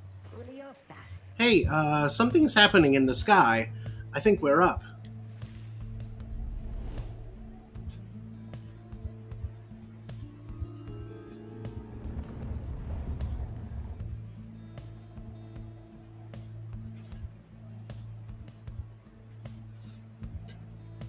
Maybe it was the last emperor. Reader, what brings you to the spring of Jomir? Why, it must have been the stars. Although it seems that your triumvirate now numbers 4 exiles, not the expected 3. The rules of the rites were not created for you to dispatch. Prepare now to confront the fate. They still honor the traditions of the scribes, and surely have been longing for this chance. But first, you have a choice to make. The sky burns bright once more as your next adversaries in the rites approach.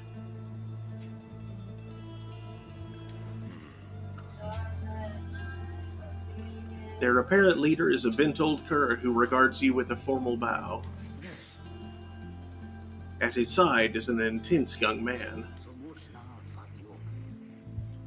I hail you, exiles of the Nightwings, and am grateful that you chose to grace us with your presence once again.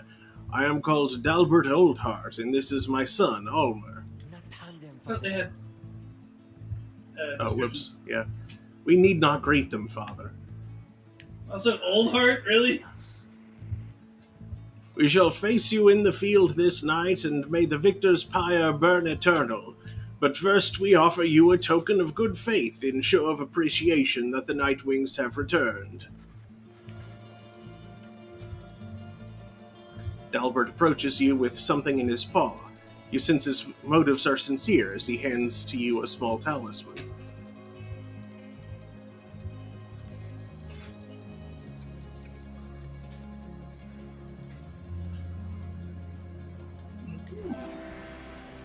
Tailwind Crest. +2 quickness.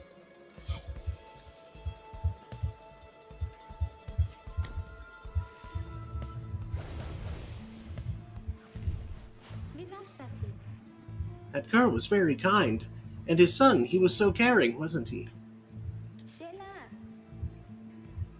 When can we start? I want to help you beat them. We need 3 of us exactly to conduct a rite, but we've got 4 of us now besides the reader. This ought to be his call. If someone has to stand aside this time, I volunteer.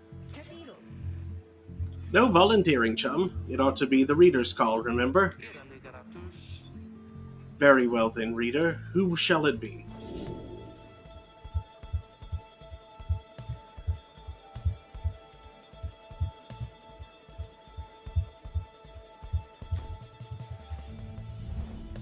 who shall conduct this rite.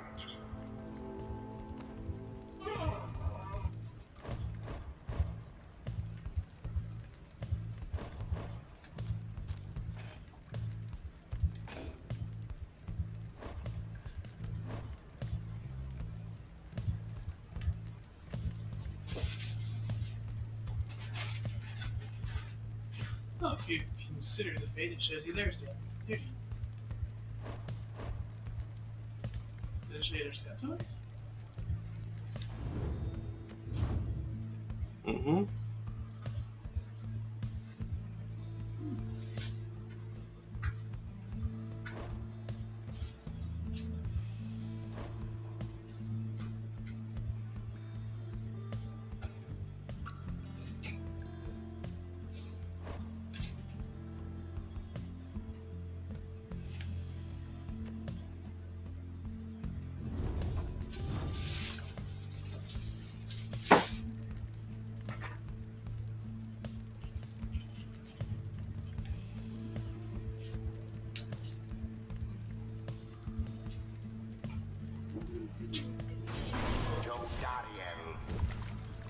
As you will.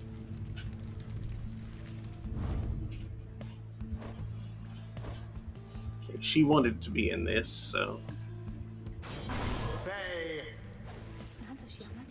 Oh, me? Thank you for believing in me, because I think the scribes do too. Want to see what you can do?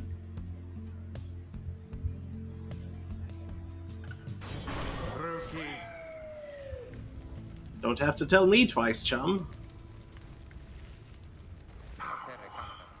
Hey, I'll have other chances. I think you did the right thing.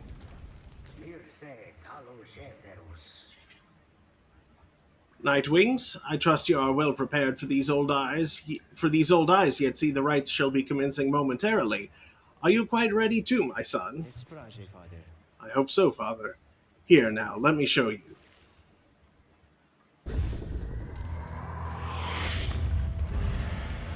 Begin. The power of the aura.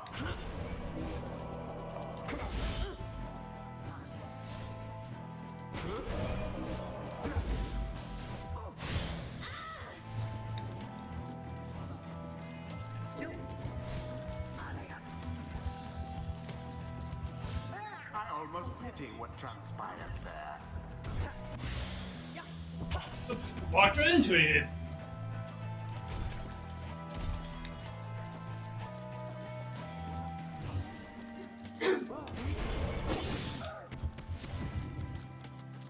Yes. In honor of the scribes.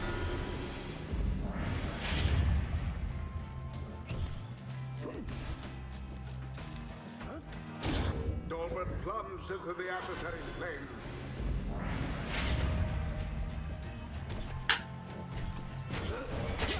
How fine.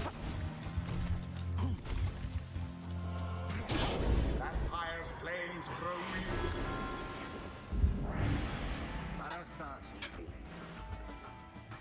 Look forth, my son. The waters of Jomur Manymane bring blessings unto us this eve.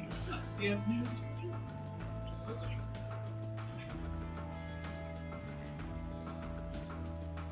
Ready for the opportunity.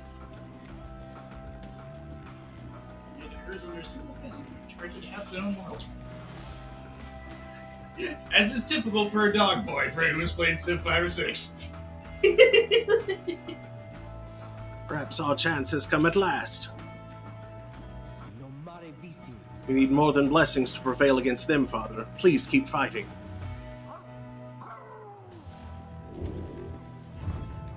Boom drops. A boon come from the stars themselves. Will it be enough for Dalbert and his faithful son? My, that Dalbert still can do some work.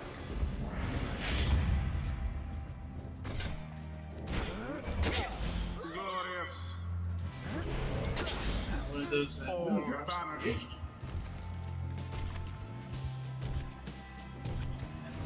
Such zeal.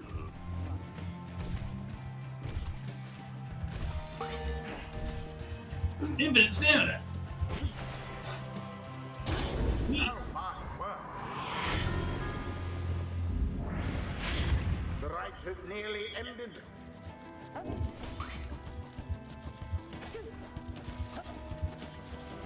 And it is done. We did not see what they can do. Nope. It was a glorious performance, I must say. Perhaps you shan't be quite so fortunate next time. It seems we have prevailed. I think we did. I think we did. I feel kind of bad about that Dalbert, though.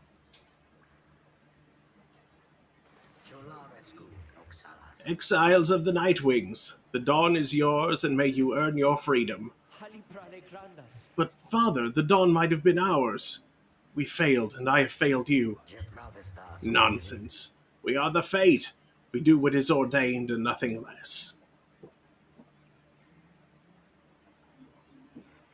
Now let us go, my son, for I am weary once again. There is much to learn from this experience.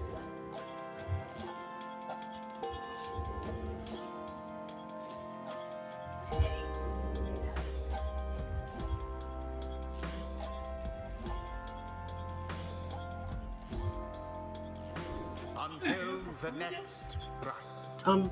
Hello, excuse me. I mean, would you excuse me for a moment, do you think? You're one of them. What do you want? Father needs me. Oh, I'm sorry. I think that I forgot what I was going to say. I'm so embarrassed. What is the matter with you?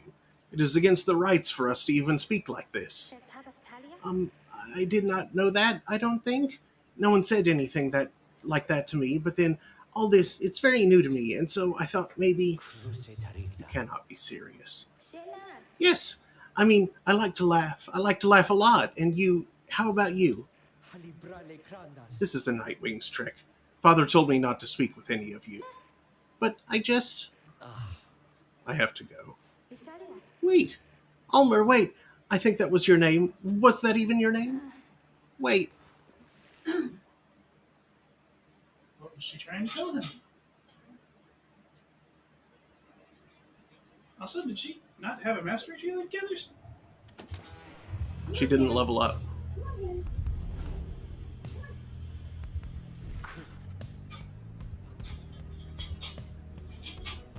Where did the guy go? As you return to the wagon after besting the Fate, you notice Jodariel tense up and frown. Where did he go? Yeah, where did the minstrel go? Who? Wait, the sleeping guy? The minstrel. He's gone. You see, it is true, there's no trace of the lone minstrel who had been lying still in the corner of the wagon all this time. You join the others in search for him outside. Your fellow exiles have revealed nothing to you of the lone minstrel or how they found him, though you sense their concern as they scour the vicinity for him. We'll worry about the minstrel, my friend. You worry about the stars. Wherever they guide us, we're going.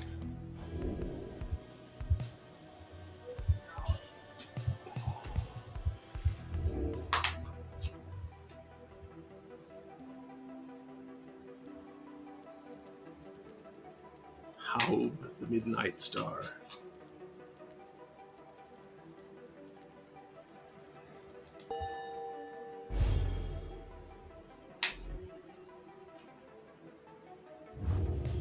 Some more skeleton. Everyone, we're headed back east, all the way across the valley. Towards the cairn of Haub, then. That's right, we have to risk it. What if that minstrel guy doesn't turn up by then? We shall find him, on this night or another. They continue searching for some time, however the minstrel is nowhere to be found.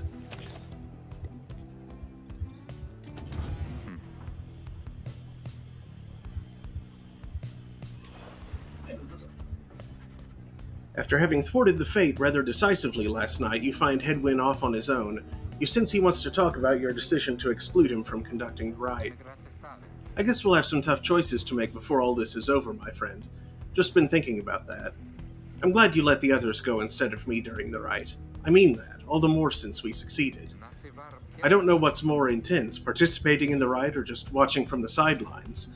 Anyway, thank you for checking in. I'm off to go make sure we're ready to move. He departs to check on things outside. You sense that he has no misgivings about what transpired and is more concerned at present about the missing minstrel.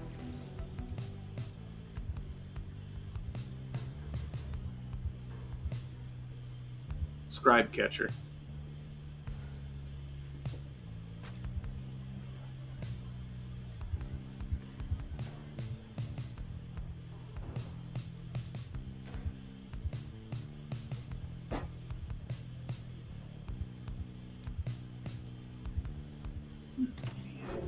Common area sparks.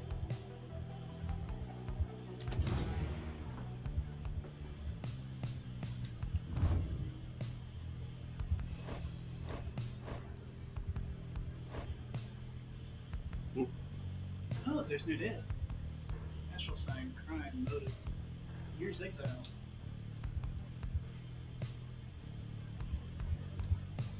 It's Lenore. Was born on the 29th of 7th moon, suggesting he is devoted and faithful.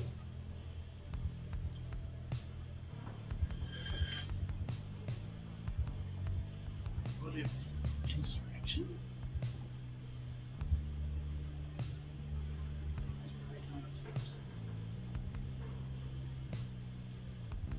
Ah, well, that's what the Commonwealth says anyway. Mm-hmm.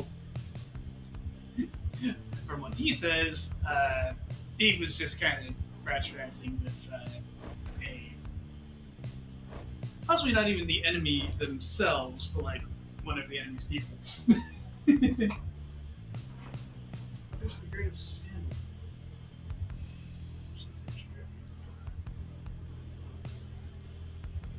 Oh, there's quite a bit more information there than what he said. Lone enemy hard. Each fellow power can actually escape together rather than fights to the death. That's what he expected. He lost contact with after encounter and left his post in search for Evolu's con. Excellent. He found Jedariel, he looked after him when he was a child? What? How old was he when the fight of the harps went down?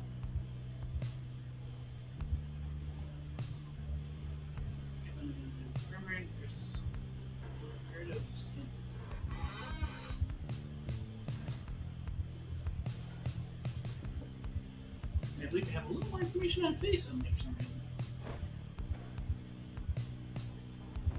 Past moon touched.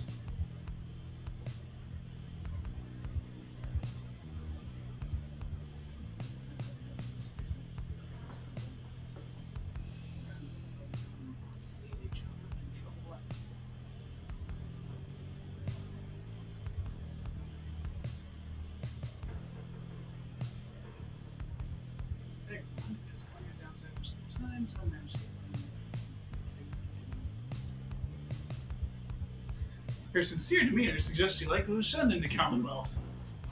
Okay, so everyone in the Commonwealth is a butthole, you're saying.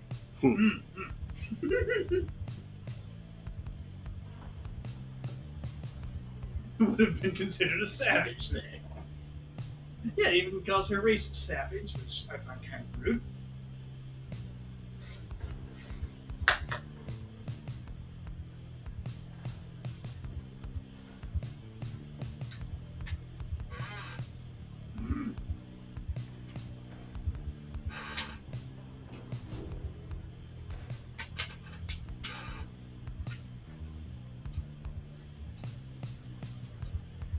I would say the lore is quite banging of this Commonwealth of theirs.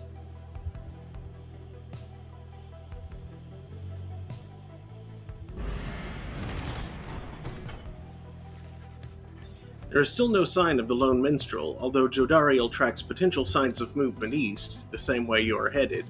You consider where to search for him.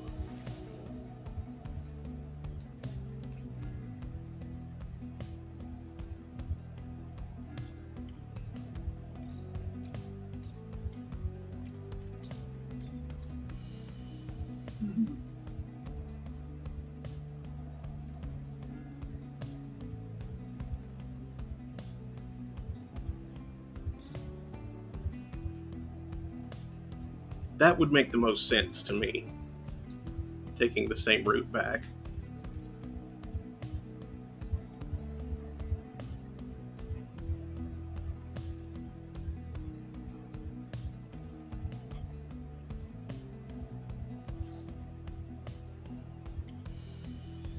Question is, what would you gain there versus what would you gain from going to Glue Hive?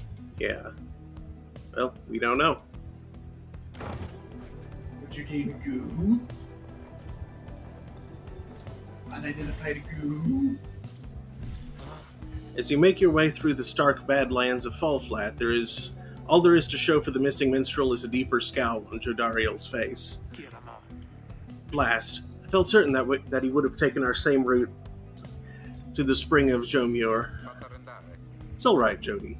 He could have gone anywhere. Likely there was nothing to be found either way. We should keep moving. You pick up bits and pieces of the minstrel's significance to your fellow exiles. He was there when they first discovered the Black Wagon, but they speak little more of it for now.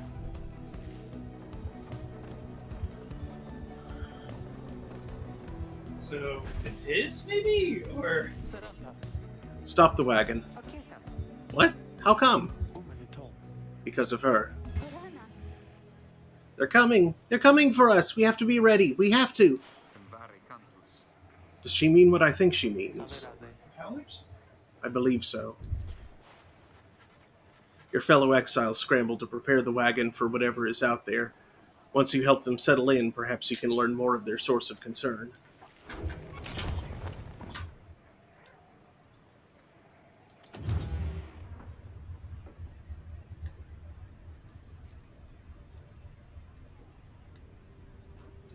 Nothing to add. Nope.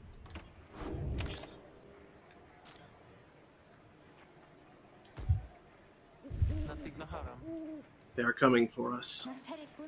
They fear the scribes. They fear the scribes. I know they do. What's she talking about? What's going on? Howlers. Lots of them. Then what are we going to do? They fear the scribes. Calm yourself, Faye. We shall give them a reason to fear us as well. We'll use the raiments and the books. Indeed. One of us can draw them out under the reader's watch. It shall be just like one of our rights. Edwin turns to you. It seems we need your help in this, my friend. We just need a volunteer to go with you. I will do it, mister. Please, you have to let me. And the scribes, they will protect me. I know they will. Jodariel exchanges looks with Hedwyn. Each of them nods at you as if to signal their approval.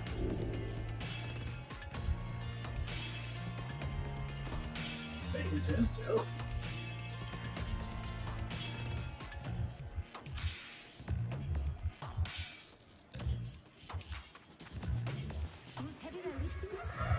That howling sound, it means they're here. Oh, by the scribes, they're here.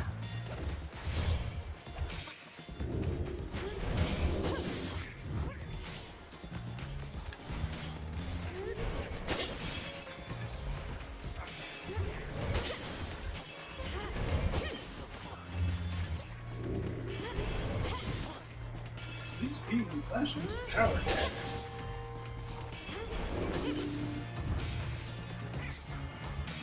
Dash 5 powers of power. Oh, that still worked.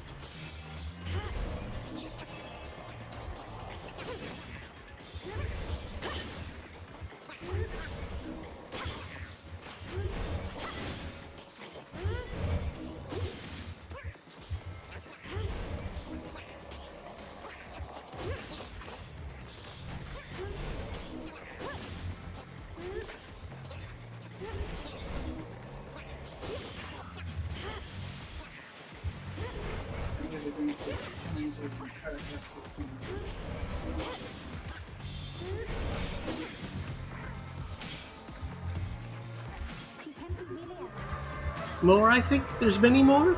Oh, here they come, here they come!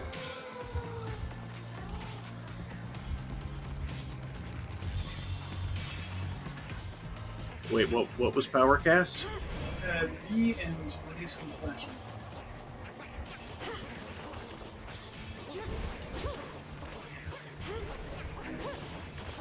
Yeah, see that quick little flash it does?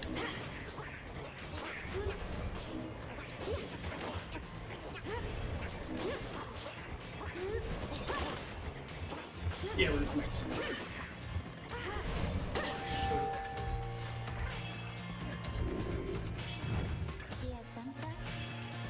Is it over now at last?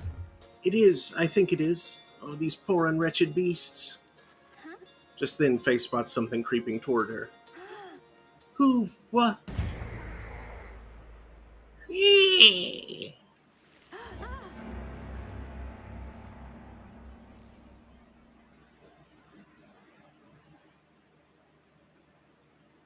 There's also something about a power jump you can do. The howling subsides as your fellow exiles scramble out to check on Faye. You find her in one piece, along with an unfamiliar little face. Screehee! Isn't he the best? Can we keep him? Screehoo! You sense a depth of experience in this creature, at least judging by Drive Imp standards. In fact, you feel a connection to him. If you concentrate, perhaps you can derive some meaning from his calls and screeches. Screeky, screekity, kitty.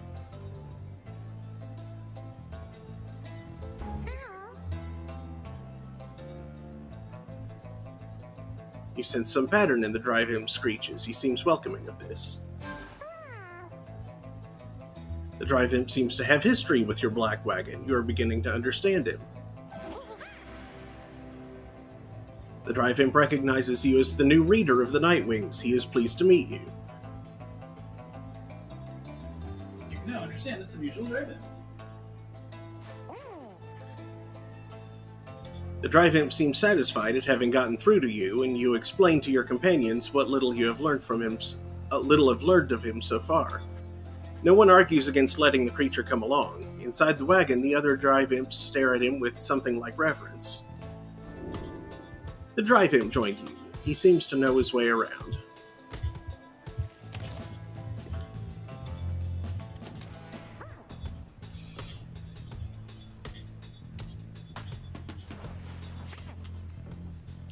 You can see the little imp has made himself at home. He rushes right up to you.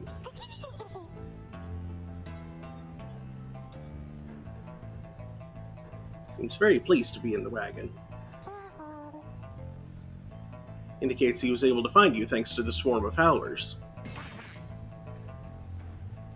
He has no love of howlers, and they know not to mess with him either.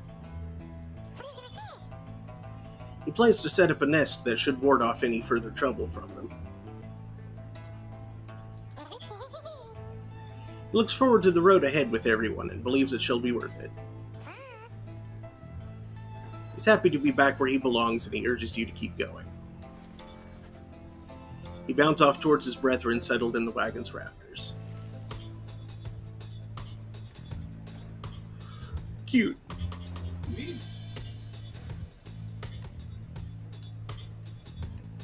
Yeah, I think that little fight was trying to teach you a couple of other things too, but you kind of killed all of them the boring way.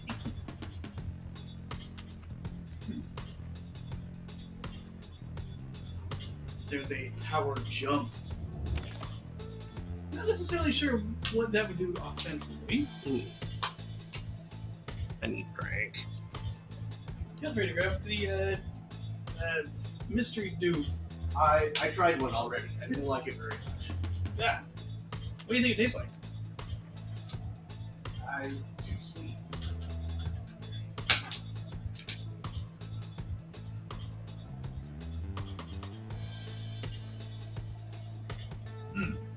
What do you think it tastes like? Too sweet. Sweet. Just too sweet. Oversweetened grapes, cherries, mandarin oranges, I don't know. shadow plums.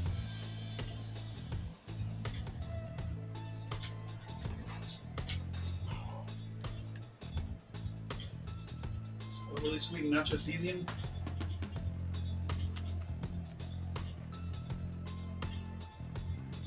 He looks so much like cheese. At least you don't have 7 years bad lungs. Lick sand. That sounds like that might give you 7 years bad lungs. Your new imp friend seems insistent that you take this path bearing east. Yeah, I don't have any other choices. It's on the way to the Cairn of Home.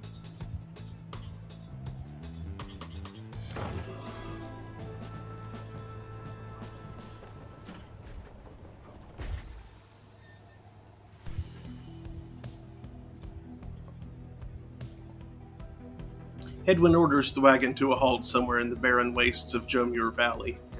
I'll say. There's someone on the road. Be careful, everyone. The figure watching the black wagon from afar approaches, arms spread wide, although a hat and cloak conceal the figure's features. Then the imp rushes out toward whomever it is. The imp is very riled up at the sight of whoever is approaching, though in an almost joyous way. It's the missile. Tizo is apparently the name of the imp. It is good to see you, and you found the others even faster than expected. The imp called Tizo appears very pleased. The lone minstrel turns toward the rest of you. Hello. We have not met, but I know who you are, or who you must be. I returned as promptly as I could. Have you walked with the scribes themselves? Because I think maybe you have. Hello indeed. You had us worried there when you took off. I should knock him back into his slumber. Easy, Daddy. I did not aim to cause you such concern. As soon as I awakened, I had to notify my client that the Nightwings have returned. Your client? Aye, my client, Sandalwood. He is your point of contact, as I understand. You did not find his wagon by mistake. So, what now? You continue down the path. That is why I am here. When we meet my client, he shall explain. For now, you have a job to do. I assure you that I shall not interfere. But I mean to accompany you. Would that be all right? Edwin and the others exchange looks. Welcome back, minstrel. You got a name? I'm sometimes called Tariq. It is a pleasure to meet you, Nightwings. Tariq the Pulsing. The lone minstrel returns to the black wagon with your fellow exiles.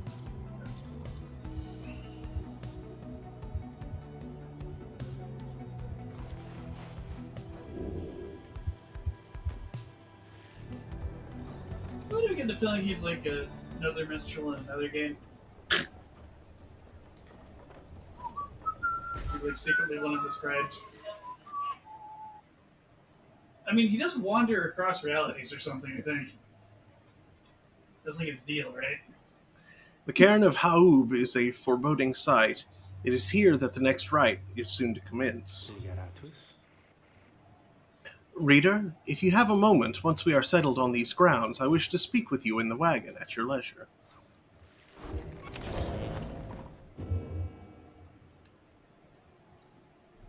Slug Market.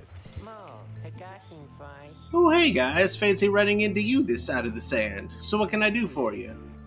Ron? How'd you make it all this way ahead of us?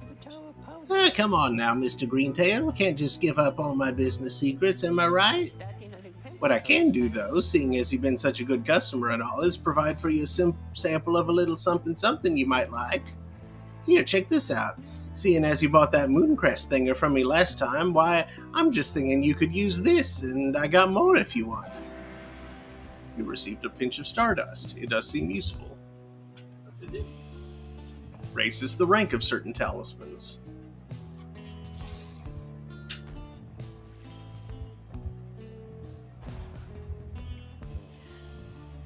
Interact with Ron to quiet him down.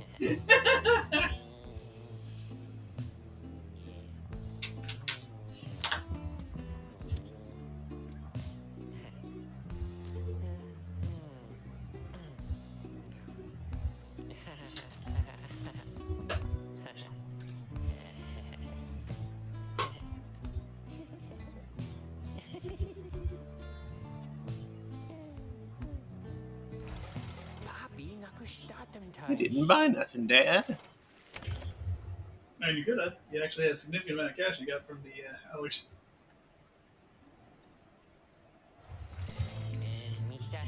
Hey, you guys forget something?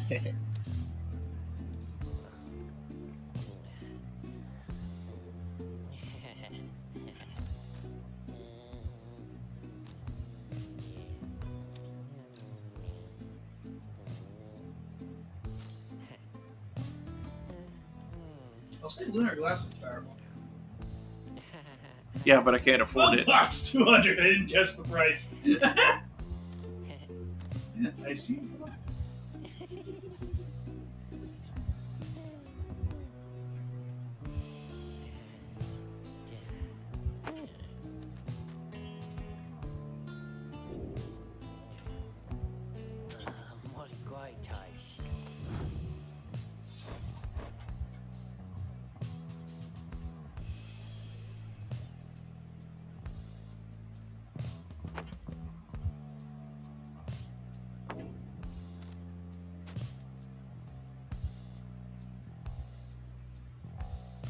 Doesn't it? That does nothing.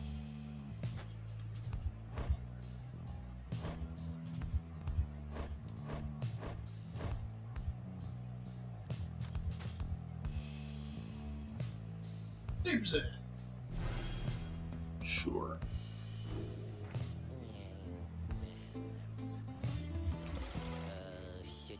Thanks for stopping by, guys.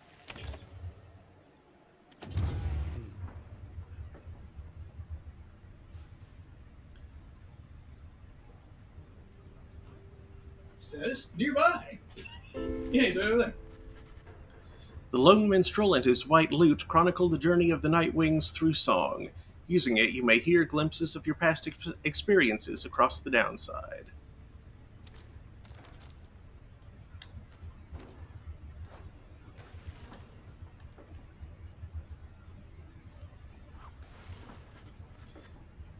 The lone minstrel seems to have situated himself in the wagon.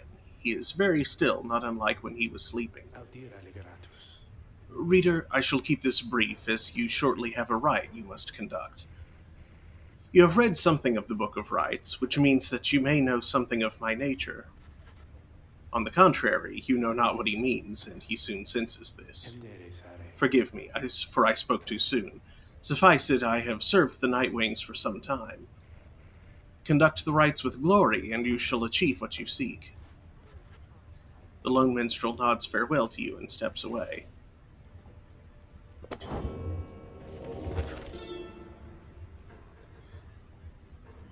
I knew it was a fool's errand, but my liege, he would not listen.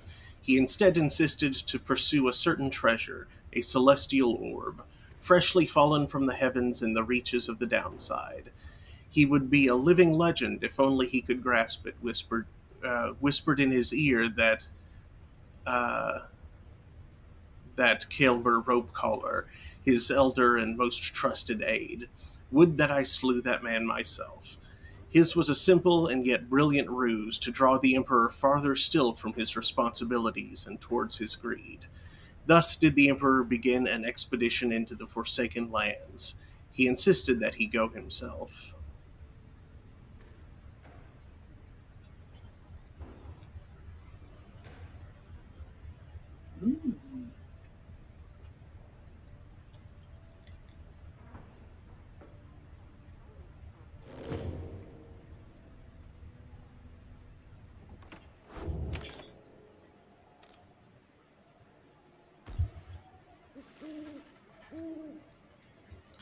You and your fellow exiles gather around the sacred site known as the Cairn of Haub, anticipating the hour that the rites are to commence again. All is quiet for a time, and then, from out of nowhere charges in a gangly cur. He stops short and gives you a mighty sneer. Psst, that's Barker Ashpaws. A real piece of work. Just don't make eye contact. Oi, well, would you look at this lot? We even got one of our own, consorting with the two-leggers. You're a disgrace there, mate, you realize? Good to see you, Barker. You're looking well. Didn't know you knew about the rites. Oh, I know about a lot of things, my friend. For instance, I know you're going to be very, very sad after we wipe the floor with you here. Don't know whose back you scratched to earn yourself a spot on the high and mighty Nightwings there, but I'm gonna make sure all of you regret it. Because why not? Sounds good. Sounds good. The cur barker laughs away as his pack stumbles after him. You hear them howling and cackling as the stars above begin to glow.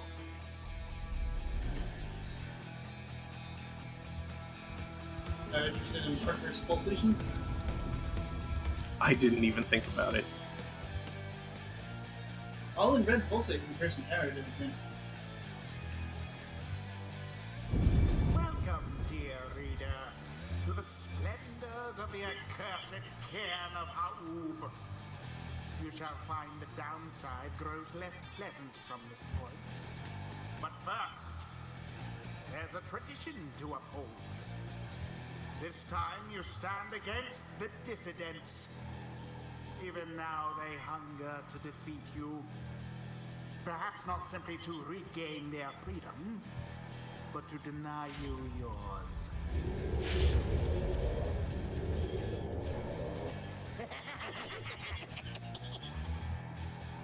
As the stars shine down upon you, the pack of curs you stand against this night continue hooting and howling.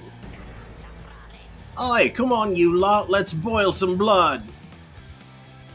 Then Rookie pulls you aside.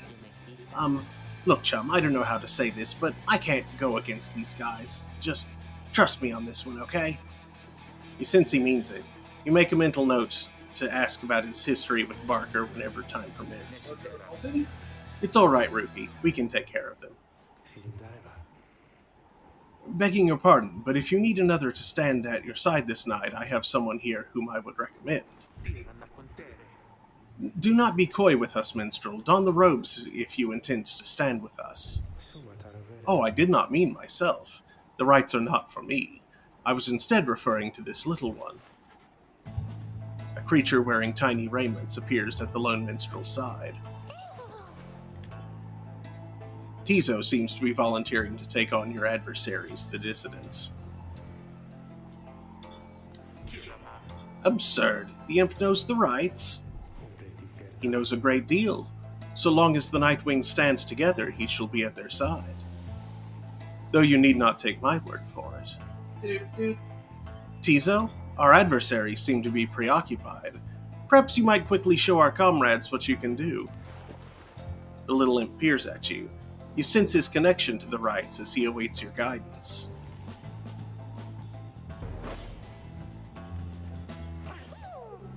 Scracky! Tizo seems excited to demonstrate some of his favorite tricks. Reader, influencing Tizo may take some getting used to. He's inviting you to try. Another joins your ranks, and a mere imp. Although, no, it cannot be. And we shall see what comes of this new partnership of yours.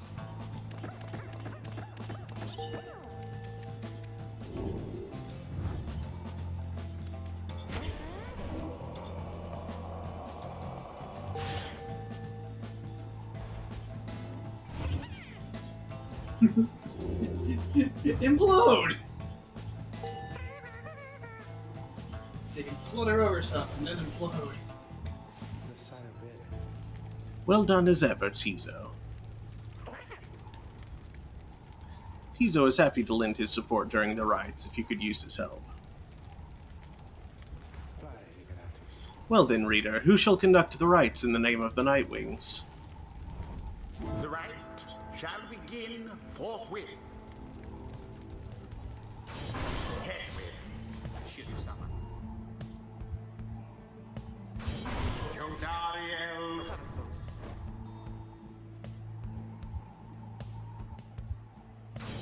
Tizo.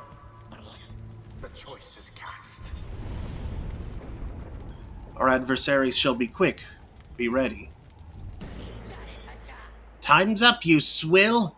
Come on, boys, let's get 'em!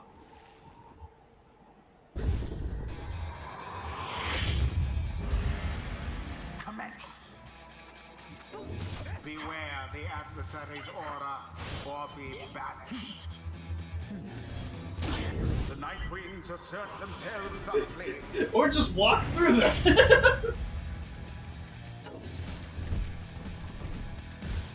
The stroke of luck is all. You pass the orb too? Yeah.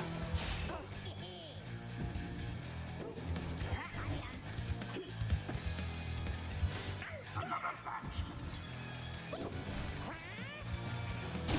Tizo douse their pyre.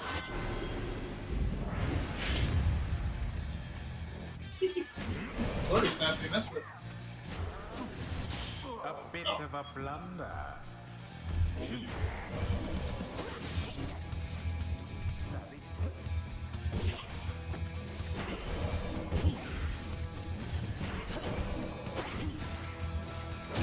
How utterly brazen.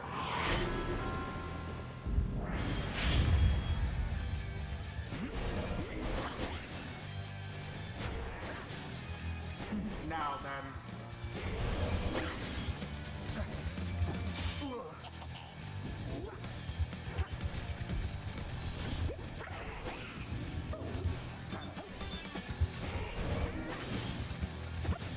Woe is you. Quite foul for the Night Winds. Your flames grow weak.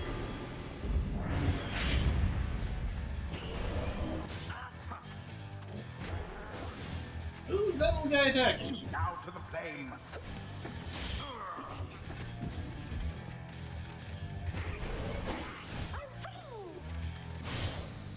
The dissidents are banished to the last. Onward thus to Why great. was one of them infinitely banished? Alright, you lot, that does it. No more fussing around, right? My boys and me, we're proper angry now.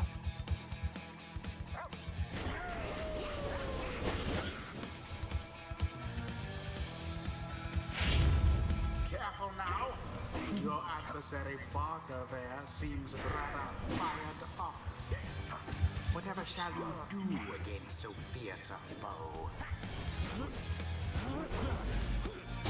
Barker throws himself into the flames.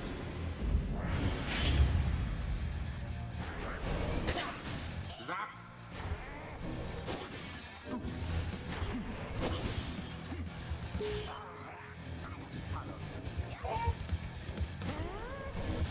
Oops. Na mina.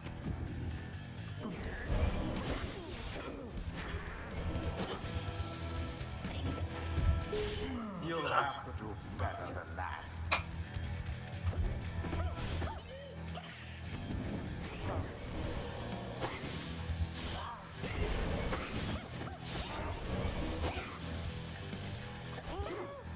Oh! What? Oops, that's not gonna do. Fear not, Gotcha. purifying flame. Your victory is at hand.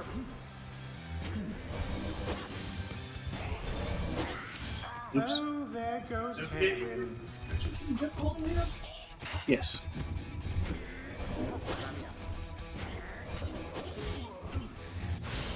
Oh dear.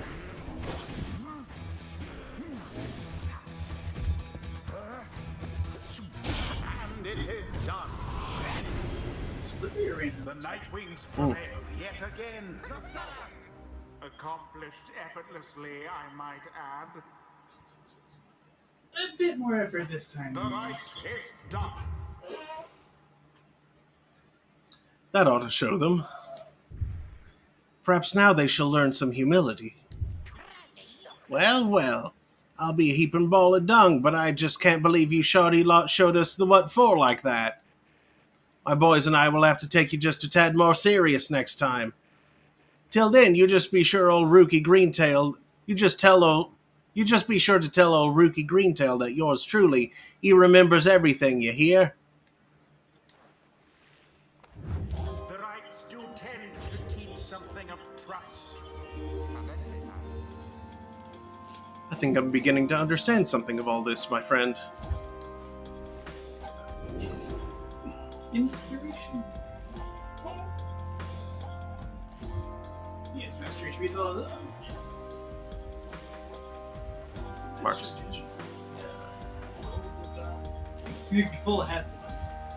Golathanian.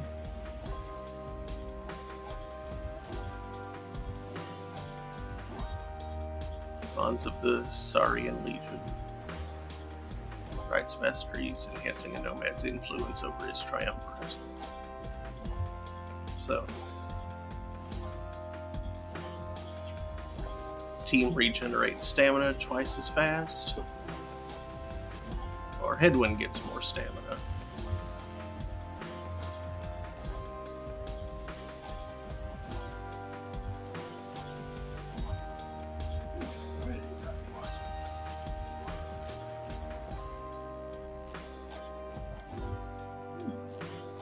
There's someone in there.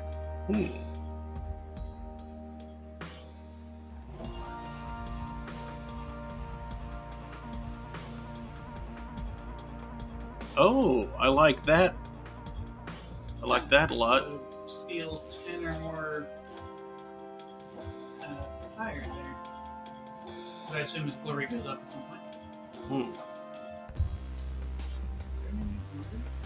Pass the blood marker. Ah! Master Warden.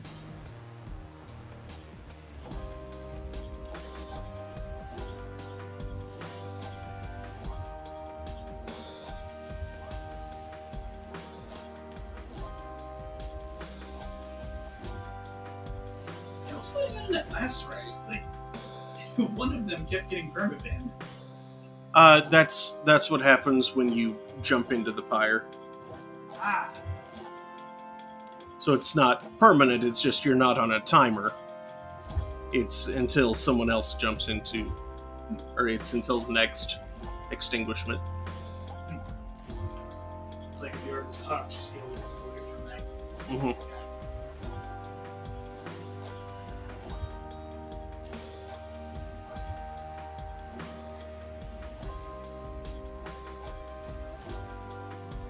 Mostly because I really like that capstone. I think I'm going to take this tree.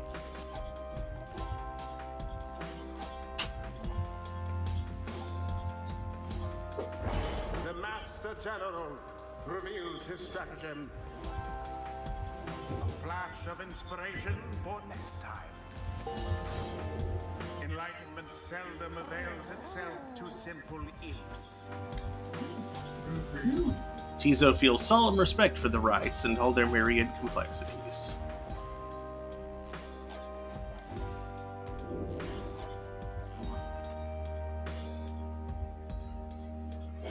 Cursed imps are right inside.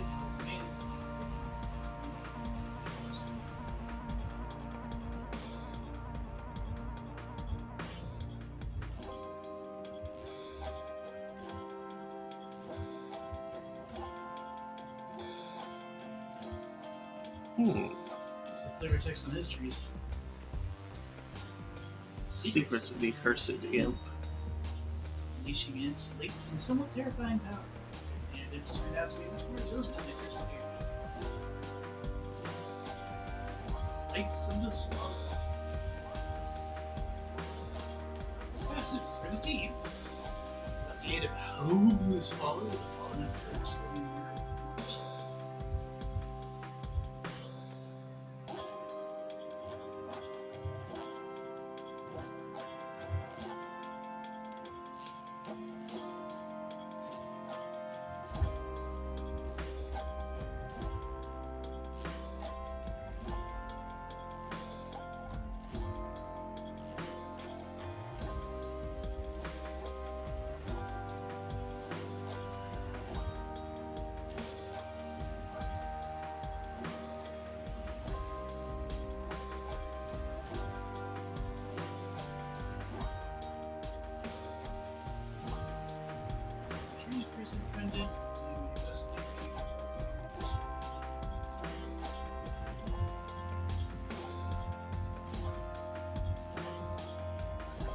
Okay, I like the I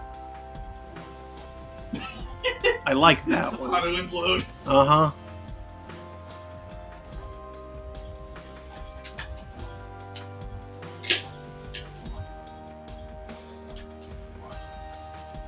Of course, I'm wondering how often he's not going to be possessing the orb if he's getting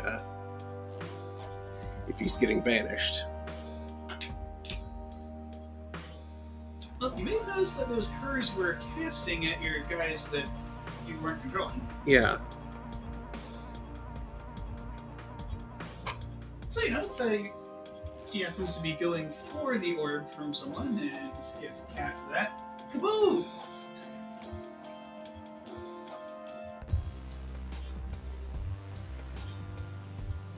There's what I can see.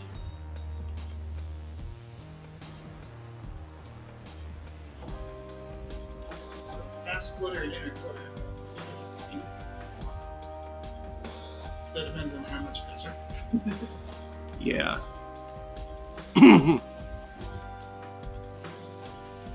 coming back faster from an implode is good. And bigger implode as well. I think I'll take this tree. Overall, this one just seems really nice.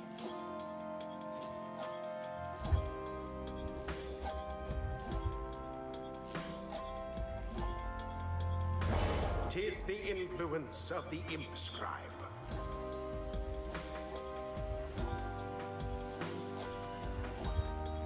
Until the stars align. Splendid was your guidance of the Nightwings, reader. Your fellows are fortunate to have found one such as you. May you find the freedom that you seek.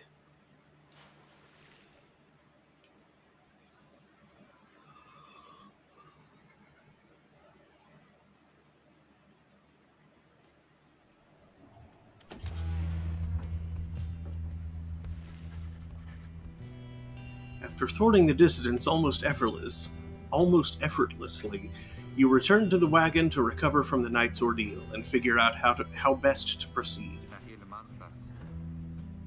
You all right, Rookie? Think so, chum. I just need a little time. Didn't count on Barker being caught up in all this. You don't owe him your conscience. You'll sort things out with him. You always do. I do not wish to interrupt, but the dark of night is waning. Reader, would you join us outside, please? Something's worse. First, stars. You find Jodariel and the lone minstrel gazing into the sky above the valley, which is beginning to grow pale. You look toward the heavens. Let's see, stars. Green. Log star. Flooded cavern in the flagging hands. Stinky.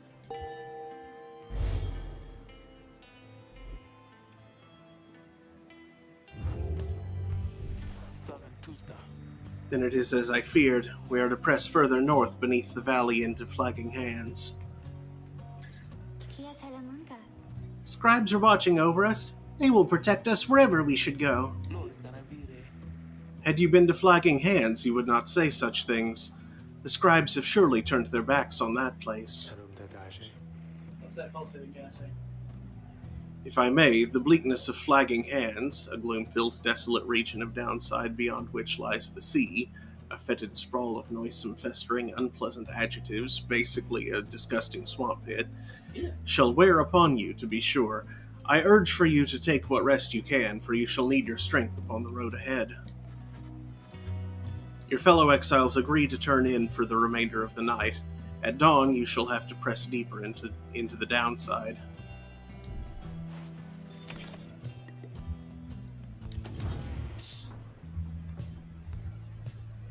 Tizo's nest. Various scraps and things laced together with bits of ribbon and fabric, topped off with a plush fish. A plush fish.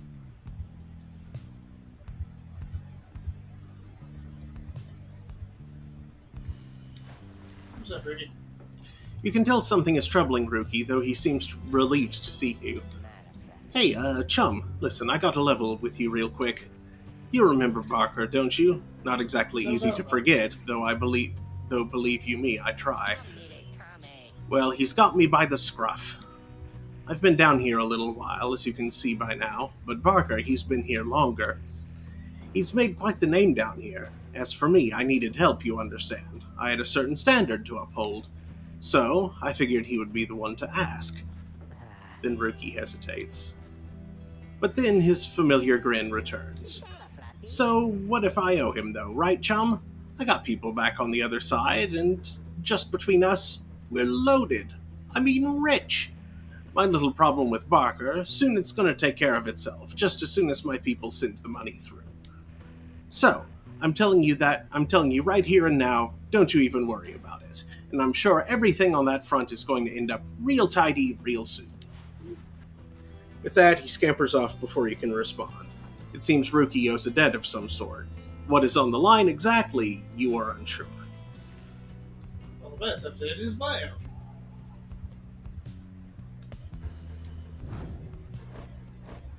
If I'm not mistaken. Nope. That might be. It is not updated again. Everybody's received inspiration towards enlightenment.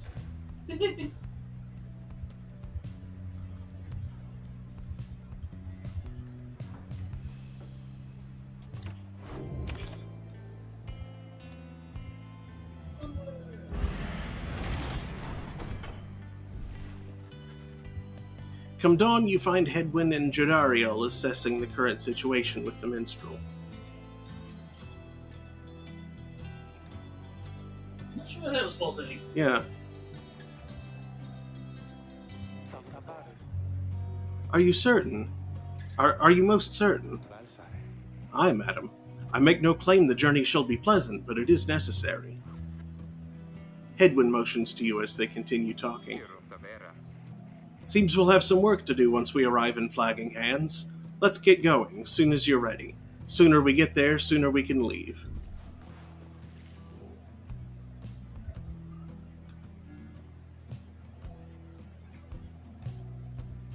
The Lone Minstrel knows a relatively safe route down into the Flagging Hands region.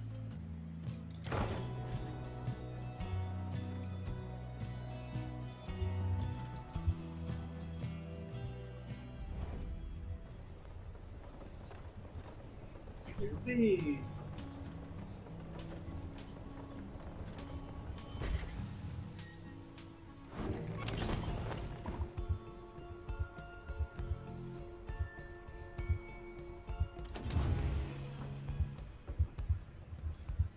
Nothing new here.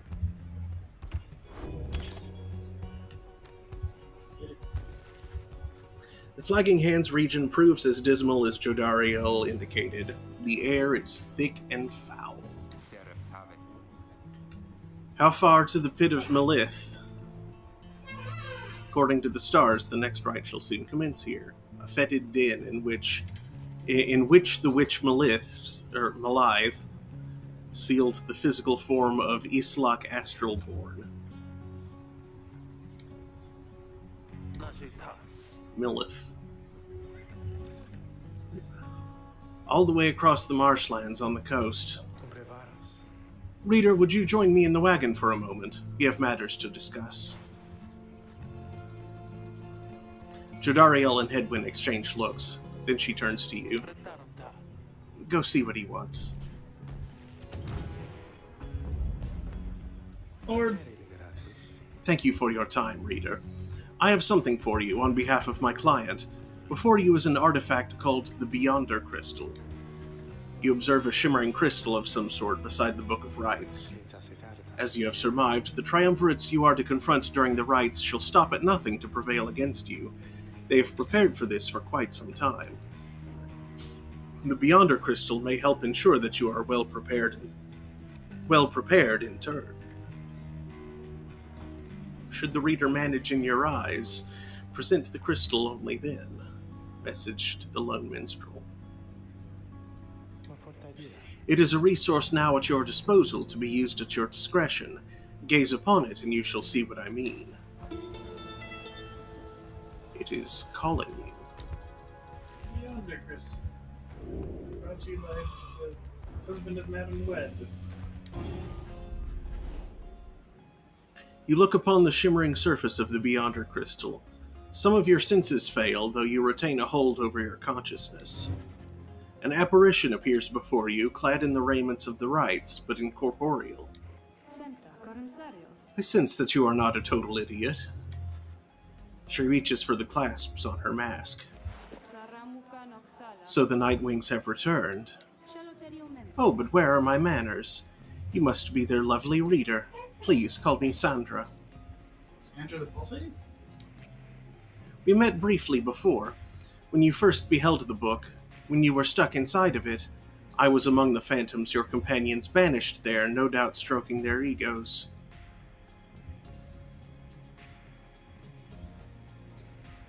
You listened well enough to that damned voice. Now I suggest you listen well to me.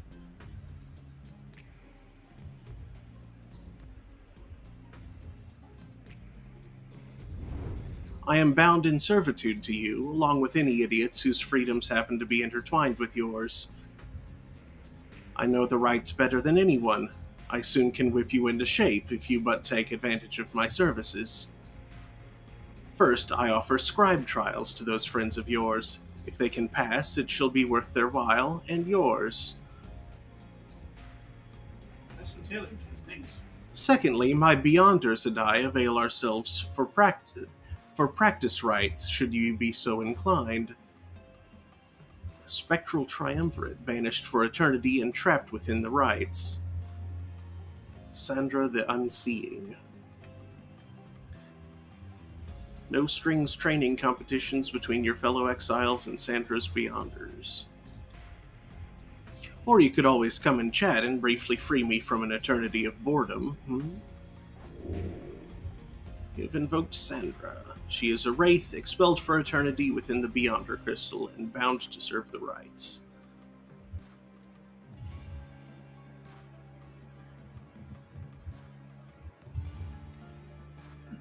So you can use them to test out different arrangements and such. And puzzle strategies. Indeed, it looks as though one of those failures of yours is ready for a lesson in pain.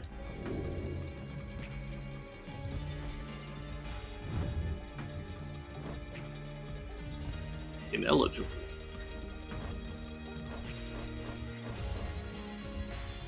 Only Rookie.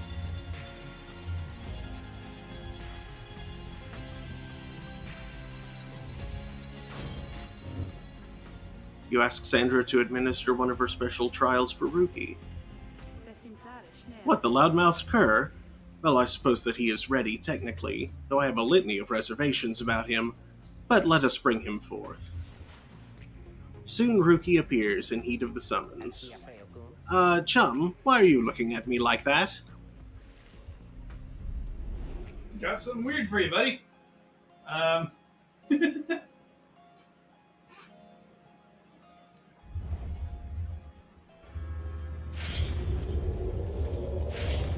Should it improve your ability? Should it prevail? Alright, what's the big idea, huh? This some kind of trick you're playing, chum? The apparition Sandra then appears and unfastens her mask.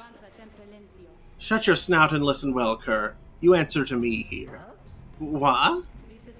Your mouth runs quicker than those stubby little paws. You have much to learn if you have any intent to prevail in the rites. Let us see how you fare without the benefit of your trusted comrades. Save for your lovely reader. I guess it's you and me then, huh, chum? Wherever you are.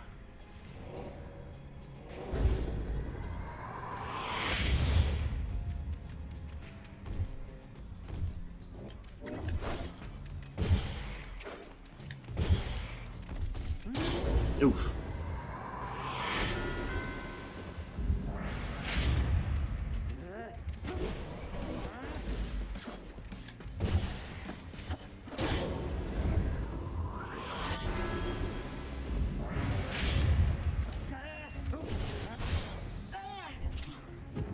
Alright, dash that.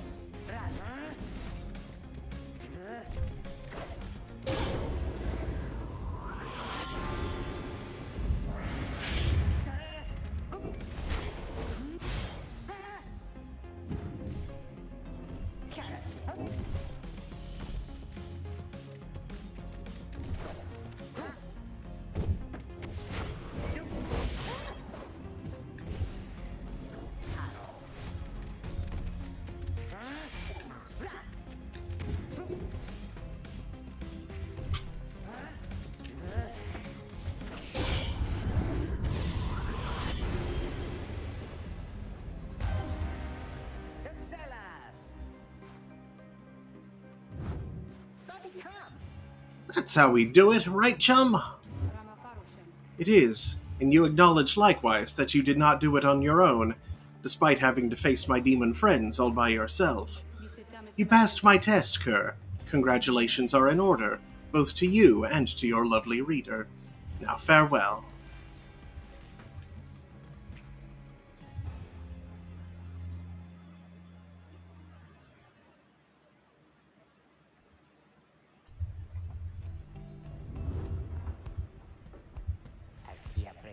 That Sandra kind of gives me the shakes, know what I mean, chum? Hey, what's that you got? Jomir's Fang. Legendary Talisman.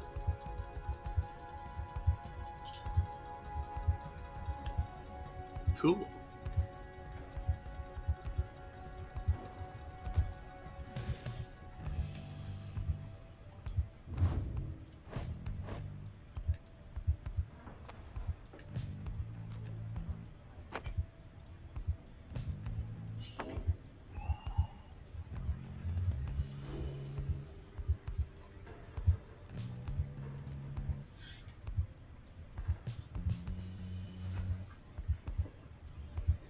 That was empty. Mm-hmm. So I guess Brookie's lingering aura cast is going to be of use as well. Perhaps.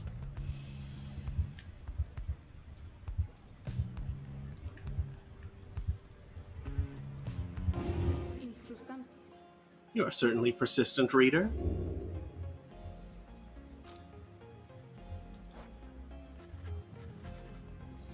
You express your interest in the practice rites. It seems to be a way to practice conducting the rites without all the pressures of the real thing. Certainly, reader, that is why I am here. See you in that blasted book in just a moment. My Beyonders shall be waiting.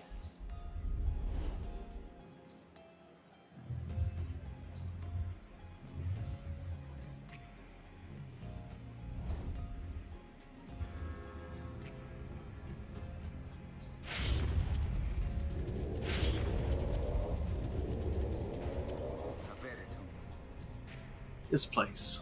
So we're back. Look there, our host approaches. Sandra appears and looks upon your fellow exiles. Welcome to the practice rites. Thanks, great to be back. Love the decor, honest. Silence, Kerr.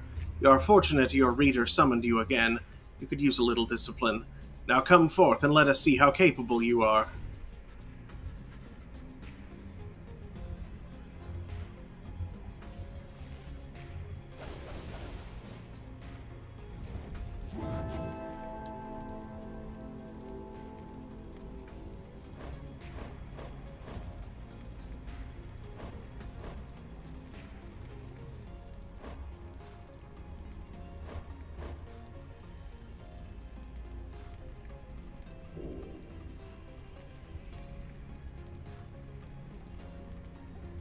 Yeah, she can use that curve thing.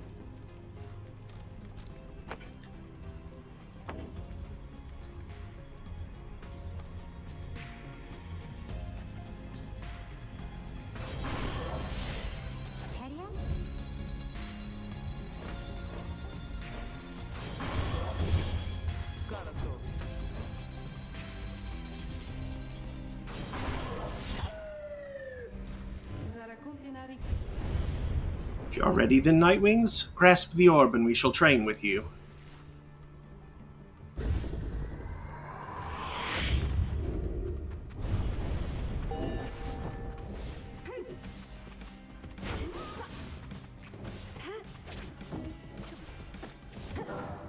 That's not what I was trying to do.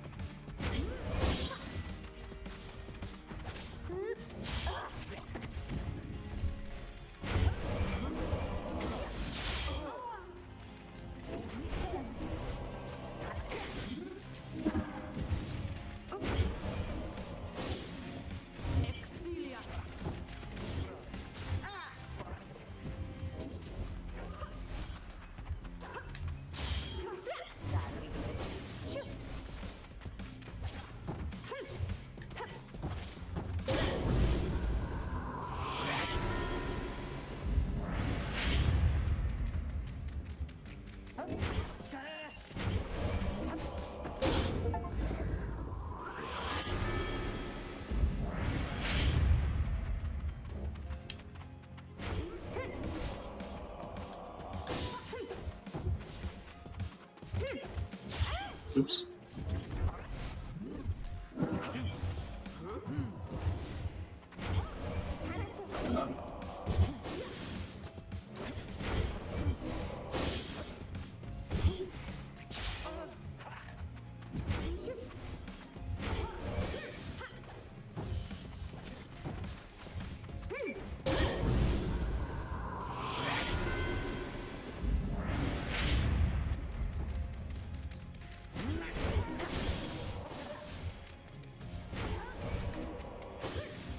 Yeah, just a little persistent.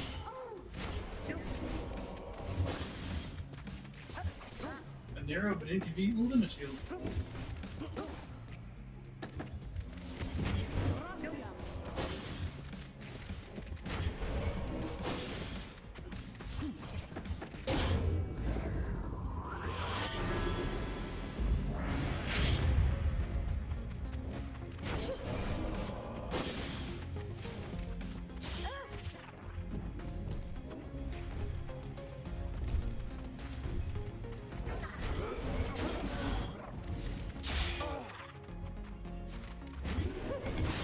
Oops. Well, that's fine.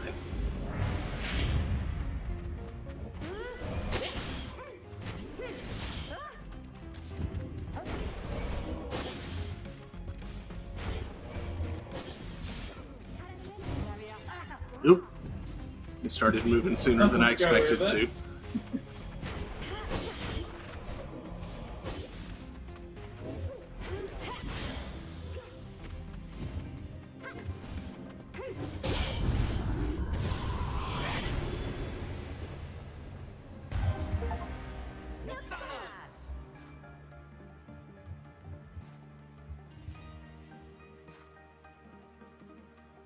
Cool. Achievement unlocked. Win a practice match, I'm guessing. Mm-hmm. Like, I cannot read that at all. It's too far away and too small, but I could smell its trigger. Yep. Considering it just taking place. Your vision returns as the effects of the Beyonder crystal dissipate. Time seems to have stood still while you experienced the vision. I wonder if Sandra would like to chat. That's the third option on the list there.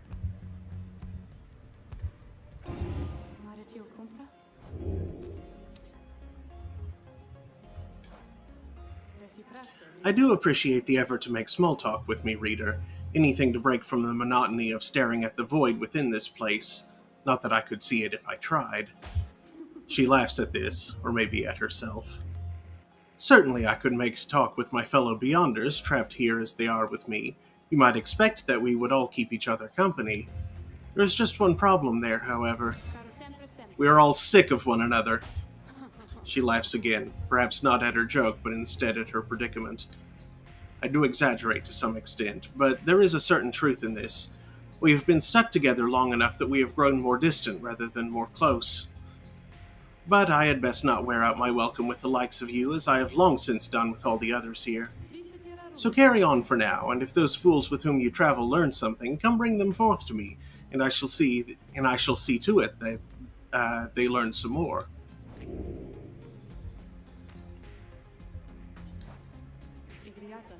Farewell for now, then, reader.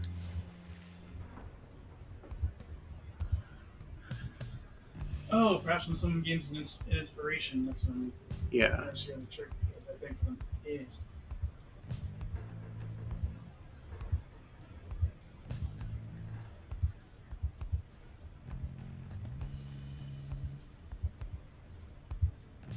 Alright. I'm getting kind of tired. I find that Jerry Holkins has played this game and enjoyed it too much.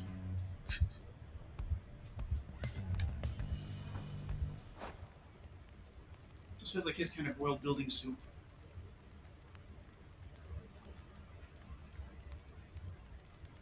Build the world soup.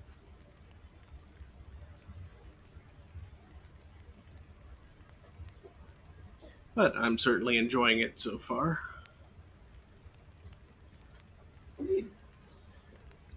I think I made a good choice for something to start this week. and to continue next week.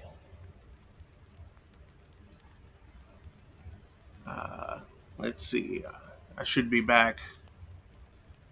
We should be back Saturday night to continue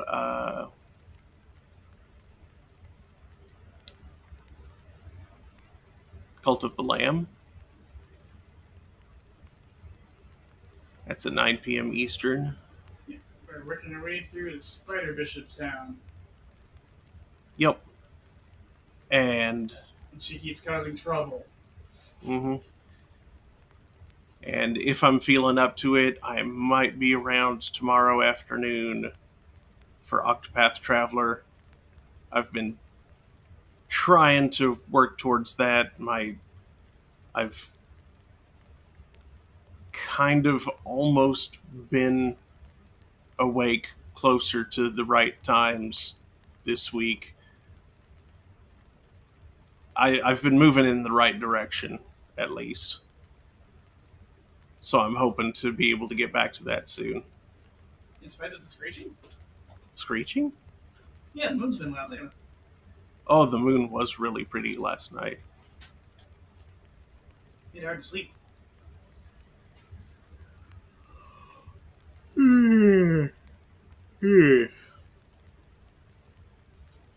Anyway, let's see who's around to raid. Yes. Where are you, cursor?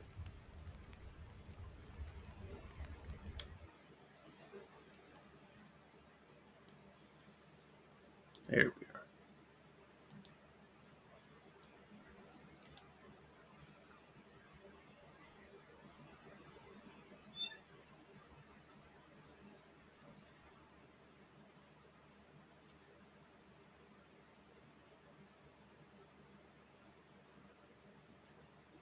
Let's see.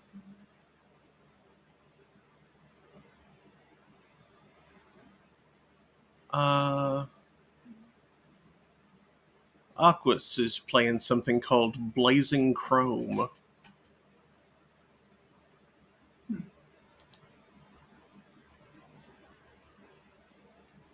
Not sure what that is, but let's go find out. Looks shiny. Sounds shiny.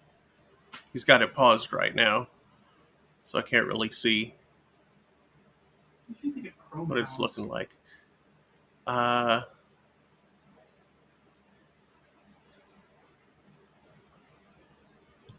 Thanks again for watching. Do hope to see you next time. Good night, everybody. Good night.